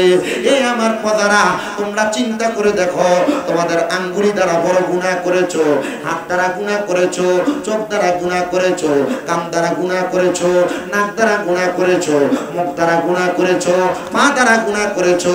আমার আল্লাহ তাআলা তোমার নাকের ডগার মধ্যে 2টা ফেরেশতা রাখছে, মুখের 2 ঠোঁটের মাঝখানে 2টা ফেরেশতা রাখছে, 2 চোখের মাঝখানে 2 পাপড়ির মধ্যে 4টা ফেরেশতা রাখছে। তোমার প্রত্যেক আঙ্গুলের মাথায় মাথায় আল্লাহ তাআলা এক একটা করে ফেরেশতা রাখছে। তোমার প্রত্যেকটা পায়ের আঙ্গুলের মাথায় মাথায় এক একটা করে ফেরেশতা রাখছে। তোমরা যদি মনে হয় তোমার গুনার কারণে তুমি বাইসা যাইবা, তোমরা আল্লাহর কাছে কান্নার দরকার নাই, রাজপ্রাসাদ থেকে বের হয়ে যাও। আর যদি মনে হয় আল্লাহ তাআলা তোমাদেরকে মাফ করবে না, তুমি স্বীকার করা লাগবে না, তোমার হাত বলে দিবে তোমার এই হাত দ্বারা আঙ্গুলি দ্বারা গুনাহ হয়েছে। তোমার চোখ বলে দিবে এই চোখ দ্বারা তুমি পুরুষ হয়ে পরনারীর দিকে তাকাইছো। এ মা, তোমার চোখ সাক্ষী দিবে তোমার স্বামী থাকার সত্ত্বেও তুমি তোমার চোখ দিয়ে পরপুরুষের দিকে তাকাইছো। এ মা, তোমার স্বামী তোমার হক আদায় করার পরেও তুমি অন্য কোন পুরুষের দিকে তাকাইছো। এ পুরুষ মানুষ, তোমার স্ত্রী তোমার সব হক আদায় করার পরেও তুমি অন্য কোন নারীর দিকে তাকাইছো। তোমার চোখ সাক্ষী দিবে, জবান দিয়ে মিথ্যা বলেছো, গালিগালাজ করেছো, তোমার জবান সাক্ষী দিবে। তোমার হাত দ্বারা মানুষের টাকা পয়সা জমি সম্পদ চুরি করেছো, হাতের আঙ্গুলিগুলা সাক্ষী দিবে। তোমার পা দ্বারা গুনার কাজ করার জন্য পা দিয়ে হাইটা হাইটা গিয়েছো, তোমার পাগুলা সাক্ষী দিবে। আর কবরের মধ্যে যাওয়ার পর এমন ভাবে কঠিন আযাবের সম্মুখীন তোমাকে করা হবে, বাঁচতে পারবা না, বাঁচতে পারবা না, বাঁচতে পারবা না।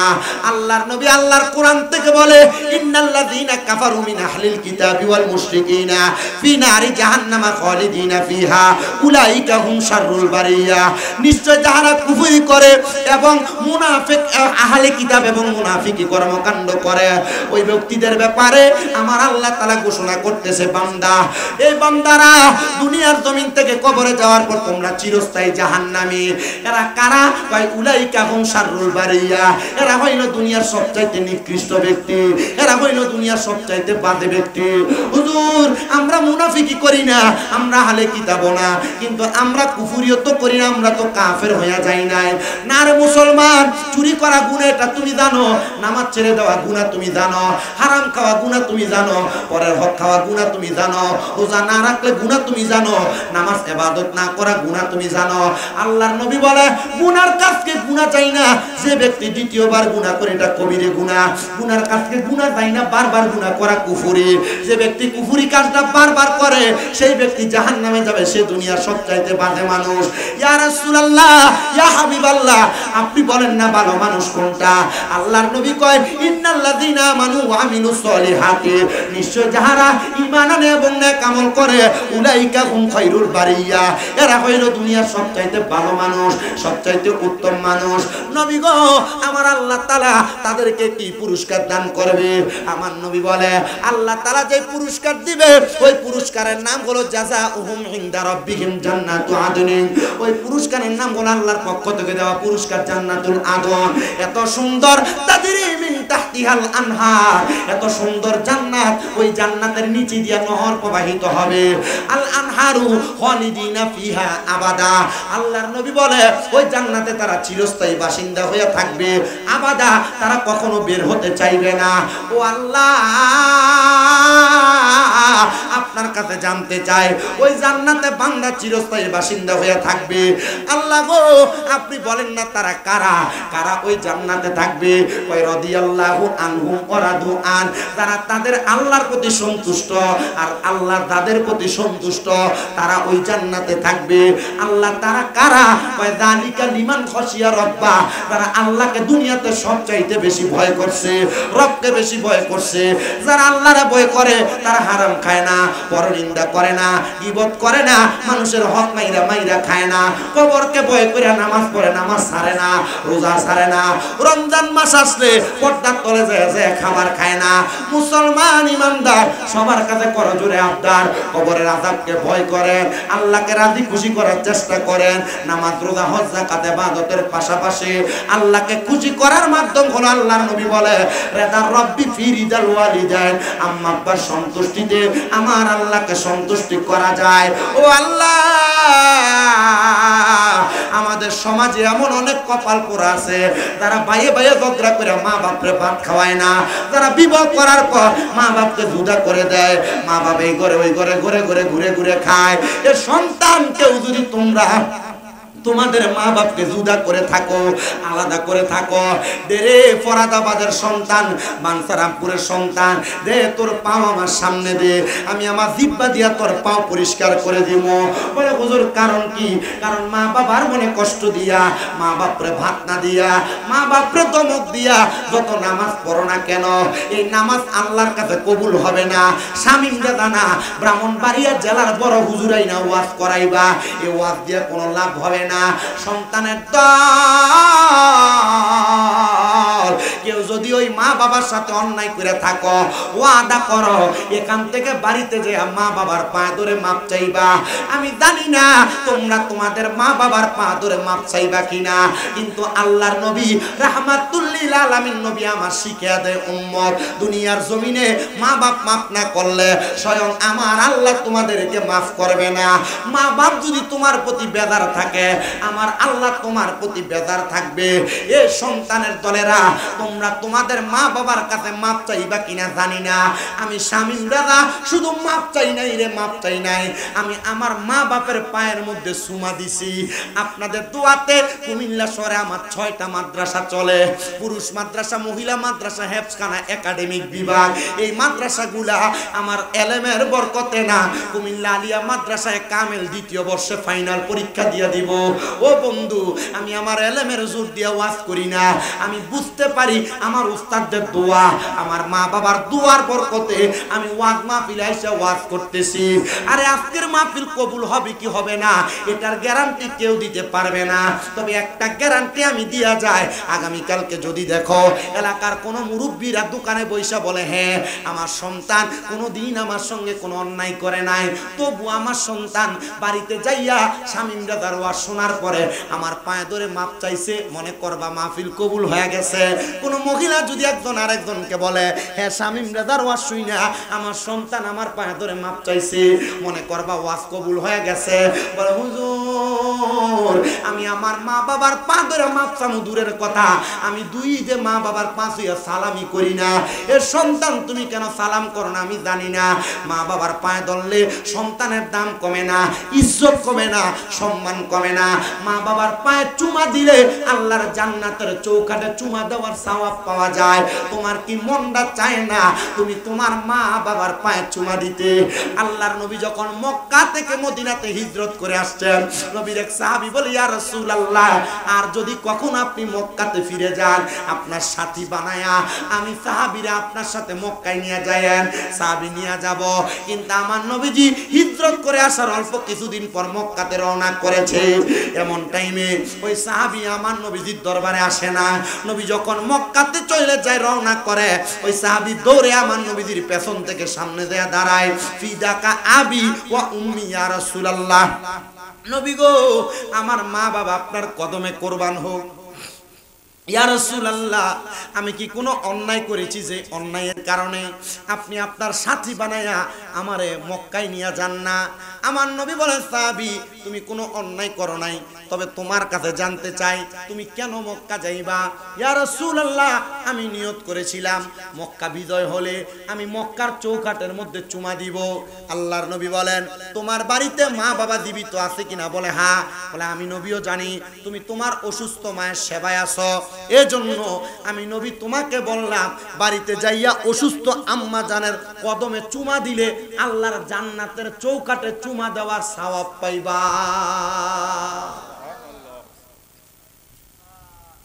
মা বাবা অসুস্থ, বুড়া কইয়া ডাকবে, বুড়ি কইয়া ডাকবে।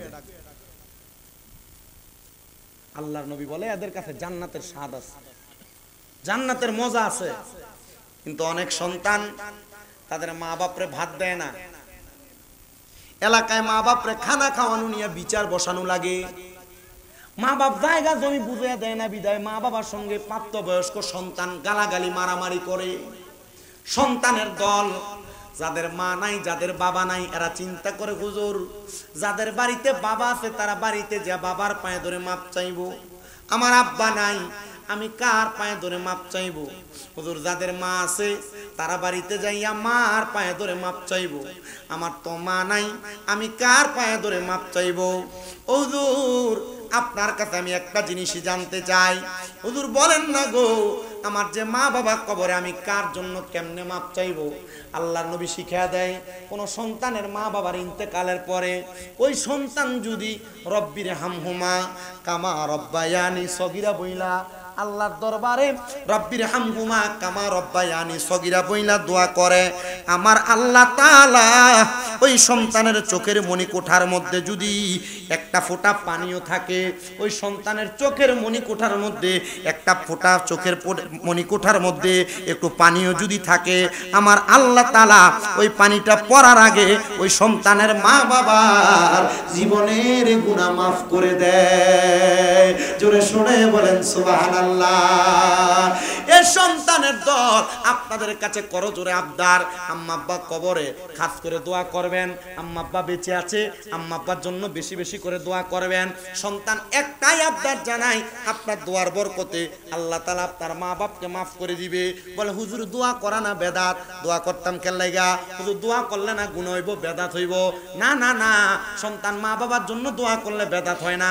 আপনি যখন দোয়া করবেন মা বাবার কবর আযাব যখন আল্লাহ মাফ করে দিবে, ওই মা বাবা কবর থেকে বলে ওয়াল ইস্তিগফারু লাহুমা ওয়া ইনফাযু আহাদিহিম ওয়া ইস্তিগফারু লাহুমা, আল্লাহ যে আমাদের জন্য দোয়া করে আমাদের কবরের আযাব মাফ করাইছে, আপনি আমাদের ইস্তিগফারের উসিলায় তাদেরকে মাফ করে দেন। মৃত মা বাবার দোয়ার বরকতে আল্লাহ তাআলা জীবিত সন্তানকেও মাফ করে। আব্বা মা বাবা বহু সম্পদ আপনারা দিয়া গেছে, টাকা পয়সা ধন দৌলত জায়গা জমি সব দিয়া গেছে, সব আপনার আছে, কিন্তু মা বাবা এখন কবরে। ঈদের সময় চাইলে 500 টাকার একটা লুঙ্গি কিনা পরাইতে পারেন,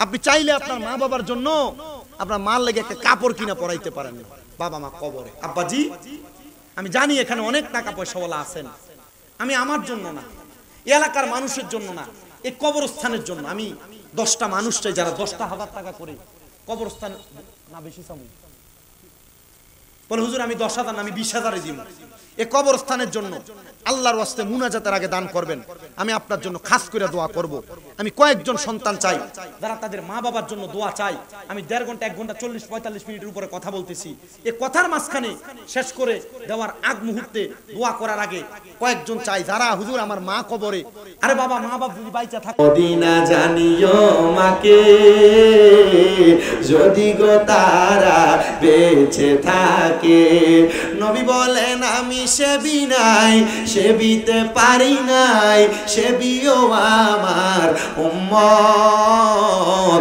সেবিও আমার উম্মত বাবার মুখেতে মায়ের মুখেতে যে তুলে দিবে খানা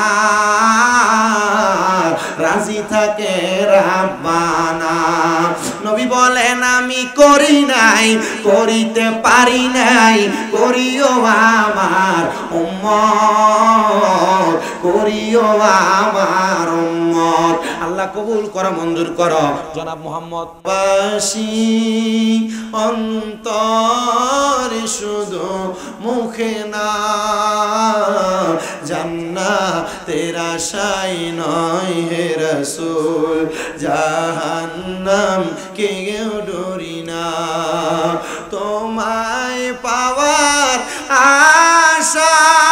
আশায় মন ছুটে যায় মদিনা এই সুর যদি শুনে থাকো একবার দেখা দাও না হে রাসূল তোমায় ভালোবাসি অন্তরে শুধু মুখে না জান্নাতের আশায় নয় হে রাসূল জাহান্নাম কেউ ডরি না আসেননি 7 নাম্বার আল্লাহর 7টা জাহান্নামের আগুন থেকে বাঁচার জন্য সবাই কিছু কিছু করে দান করেন আর করেন আল্লাহ আল্লাহ আল্লাহ আল্লাহ আল্লাহ আল্লাহ আল্লাহ আল্লাহ আল্লাহ আল্লাহ আল্লাহ আল্লাহ আল্লাহ আল্লাহ আল্লাহ দয়াল মুর্শিদ দামাই তুমি লইয়া যাইও মদিনায় পানের মুর্শিদ তোমার যদি দয়া হয় মারহাবা আল্লাহ আল্লাহ প্রাণের তহরসা তোমার যদি দয়া হয় মারহাবা আল্লাহ প্রাণের পেশোয়ারি তোমার যদি দয়া হয় মারহাবা আল্লাহ আল্লাহ দয়াল মুর্শিদ আমায় তুমি লইয়া যাইও মদিনায় প্রাণের মুর্শিদ তোমার যদি দয়া হয় মারহাবা আল্লাহ আল্লাহ এই জগতে মুর্শিদ বিনে গো দয়াল আমি বড় একা মারহাবা আল্লাহ আল্লাহ মুর্শিদ প্রেমে কান্দা কান্দা সোনার দেহ সাঙ্গাই মুর্শিদ প্রেমে কান্দা কান্দা সোনার দেহ সাঙ্গাই সকলেরই সকল আছে রে দয়া আমার কেহ নাই মারহাবা আল্লাহ আল্লাহ এই জগতে আমরা একা গো মুর্শিদ আমরার কেহ নাই দয়াল এই জগতে আমরা একা গো মুর্শিদ আমরার কেহ নাই সারা জীবন রাখবানি তোমার চরণ সেবায় সারা জীবন রাখবানি মুর্শিদ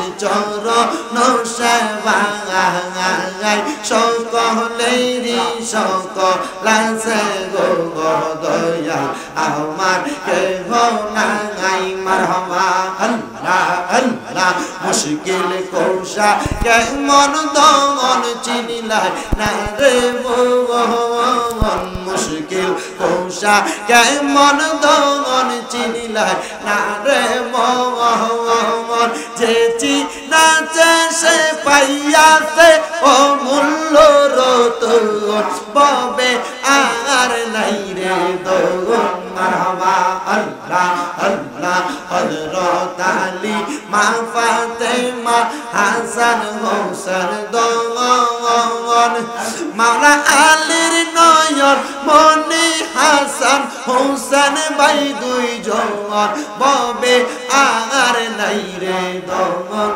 মারহাবা আল্লাহ আল্লাহ আল্লাহ আল্লাহ মুর্শিদ মুর্শিদ কইরাই আমার ঘুমাসে না নয়নে তোহের শাহ সবের শাহ নামটা লইয়া ঘুমাসে না নয়নে আমার রে বলিবা মুর্শিদ কেমো নেই মারহাবা আল্লাহ আল্লাহ লা ইলাহা ইল্লাল্লাহু মুহাম্মাদুর রাসূলুল্লাহ সাল্লাল্লাহু আলাইহি ওয়াসাল্লাম। সবাই পড়ি আলহামদুলিল্লাহ। সবাই একবার সূরা ফাতিহা, তিনবার সূরা ইখলাস। রব্বানা যালামনা আনফুসানা ওয়া ইন লাম তাগফির লানা ওয়া তারহামনা লানাকুনান্না মিনাল খাসিরিন। মাবুদু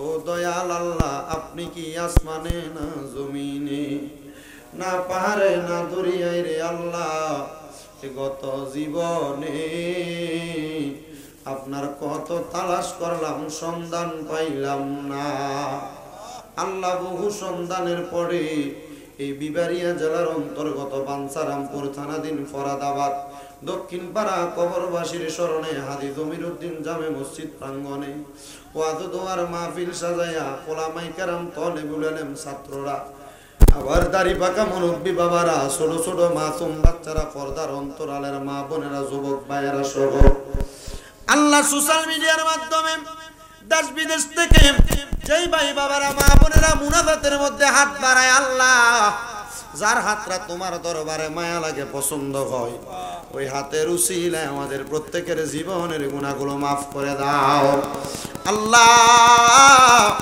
আমাদের জীবনের গুনার দিকে তাকাইলে আপনার কাছে বড় ভয় ভয় লাগে আল্লাহ। না জানি কখনই গুনার কারণে তোমার কাঠগড়ায় ধরা খেয়া যায়। তুমি তো অন্তর জামি রে আল্লাহ। ওই আমরা হইলাম ফানা, আমরা সুখে কিনা দুঃখে ডাকি গো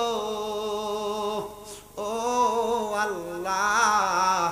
তুমি যাই না কি জানো না রে আল্লাহ, করো আল্লাহ জাগালয় তোমার মনে। মাবুদু আজকের মুনাজাতে কে জানি হাত বাড়াইয়া দিছি, কার জানি জগতের মধ্যে বাবা নাই, যে বাবা রিক্সা চালাইয়া মাটি কাইটা মাথার গাম পায়ে ফালাইয়া পরের বাড়িতে বদলার কাম কইরা সন্তানরে মানুষের মতো মানুষ করার জন্য আব্বা রক্তরে পানি বানাইছে, এমন আব্বা দাদের অন্ধকার কবরে রে আল্লাহ আব্বার কবর জান্নাতের বাগান বানাইয়া দাও মাবুদু। কে জানি হাত বাড়াইছে, কার জানি জগতের মধ্যে মা নাই, হায়রে মা দেই মারে মা কুয়া ডাকলে কলিজার আগুন ঠান্ডা হইয়া যায়। যেই মা 10 মাস 10 দিন গর্ভে ধারণ কইরা সন্তানের প্রসব বেদনা সহ্য করতে মার বড় কষ্ট হইছে। মাঘ মাসের শীতের দিনে ডান পাশে বিছানার প্রস্রাব করে দিলে মা বাম পাশে শুয়াইছে, বাম পাশে প্রস্রাব করলে মা বিধা জায়গায় ঘুমায়া সন্তানের শুকনা জায়গায় ঘুম লোয়াইছে। আল্লাহ এমন মাজার কবর দেশে রাইখো তোমার মায়ার নজরে, এমন মা বাবার কবরেতে আযাব তুমি দিও না, দুঃখের দরদি আমার জনম দুঃখী মা। আল্লাহ তাদের মা বাবা কবরে আম্মা আব্বার কবর জান্নাতের বাগান বানায়া দাও আল্লাহ। এই ফরাদাবাদ দক্ষিণ পাড়া কবরবাসী স্মরণের মাহফিলে তারা টাকা দিয়া পয়সা দিয়া শ্রম দিয়া বুদ্ধি দিয়া পরামর্শ দিয়া মাইক দিয়া লাইট দিয়া প্যান্ডেল দিয়া মিডিয়ার বাইরে সব সম্মানিত শ্রোতা মণ্ডলী যারা উপস্থিত হয়েছে পর্দার অন্তরালের আমার মা বোনেরা সহ আল্লাহ প্রত্যেকের দোয়াগুলা কবুল ও মঞ্জুর করে নাও। আমার একজন ভক্ত উত্তরার ইন্তেকাল করেছে, সুফিয়া বেগম। আল্লাহ আমার ভক্তটারে তুমি মাফ কইরা কবরটারে জান্নাতের বাগান বানিয়ে দাও। আমার আরেকজন ভক্ত ফখরুদ্দিন সাহেব অসুস্থ, নিয়ে দোয়া চাইছে, আল্লাহ ওনাকে আপনি শেফা দান করে দেন। আল্লাহ বিশেষ করে অনেকেই দোয়া চাইছে, অনেকে প্রবাসী আছে, আল্লাহ আমার প্রবাসীদের খাস দোয়াগুলা কবুল করো। প্রবাসীদের কামাই রুজিতে বরকত দাও। অনেক প্রবাসীদের আকামা নাই, আকামার ব্যবস্থা করে দাও। অনেক প্রবাসীদের কাজ নাই, কাজের ব্যবস্থা করে দাও। আল্লাহ প্রবাসীদের হায়াতে রিজিকে বরকত দাও। আমার মা বোনদেরকে কবুল করো, তারা যেন তাদের প্রবাসী স্বামীদের সঙ্গে সুন্দর ব্যবহার করতে পারে সে তৌফিক দান করো। অনেক প্রবাসীরা বিদেশ থেকে তাদের স্ত্রীদের ব্যাপারে অনেক রকমের বিচার দেয়, আল্লাহ স্ত্রীরা যেন প্রবাসী স্বামীদের মন খুশি রাখতে পারে সে তৌফিক দান করো। ও আল্লাহ ফরিয়াদ তোমার দরবারে, ও আল্লাহ ফরিয়াদ তোমার দরবারে, ফিলিস্তিনের গাজার মুসলমান সহ সমস্ত পৃথিবীর যত মুসলমানরা নির্যাতিত, আল্লাহ তুমি তাদেরকে নির্যাতন জালেমের জুলুম থেকে হেফাজত করো। এই সোনার বাংলাদেশের উপর তোমার খাস রহমত বরকত দান করে দাও। আল্লাহ আমার জুয়েলের সন্তান অসুস্থতার জন্য দোয়া চাই, তারা তুমি শেফা দান করে দাও।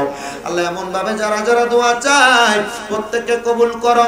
আলম মিয়ার সাথে যারা যারা মাহফিলে পরিশ্রম করেছে, আল্লাহ তাদের সবাইকে কিয়ামত পর্যন্ত মাহফিলদারে প্রতি বছর করার মতো তৌফিক দান কইরো রাব্বুল আলামিন। অনেকের গোপন গোপন অনেক দোয়া চায়, আল্লাহ প্রকাশ করতে পারে না। প্রত্যেকের খাস দোয়াগুলা কবুল কইরা মরণের আগে বারবার মক্কা মদিনা তাওয়াফ জিয়ারত নসিব করায়েন আল্লাহ। মরণের আগে দয়াল নবীর দিদার নসিব করেন আল্লাহ। বিশেষ করে আকাশুল খাস ভাবে দোয়া চাই। অনেকে কবরস্থানের জন্য ৫,০০০, ২,০০০, ১,০০০ করে করে ১ টাকা পর্যন্ত যারা দান করছে, প্রত্যেকের দানগুলা কবুল করে মরণের আগে নবীজির নূরানি চেহারা মুবারক দেখায়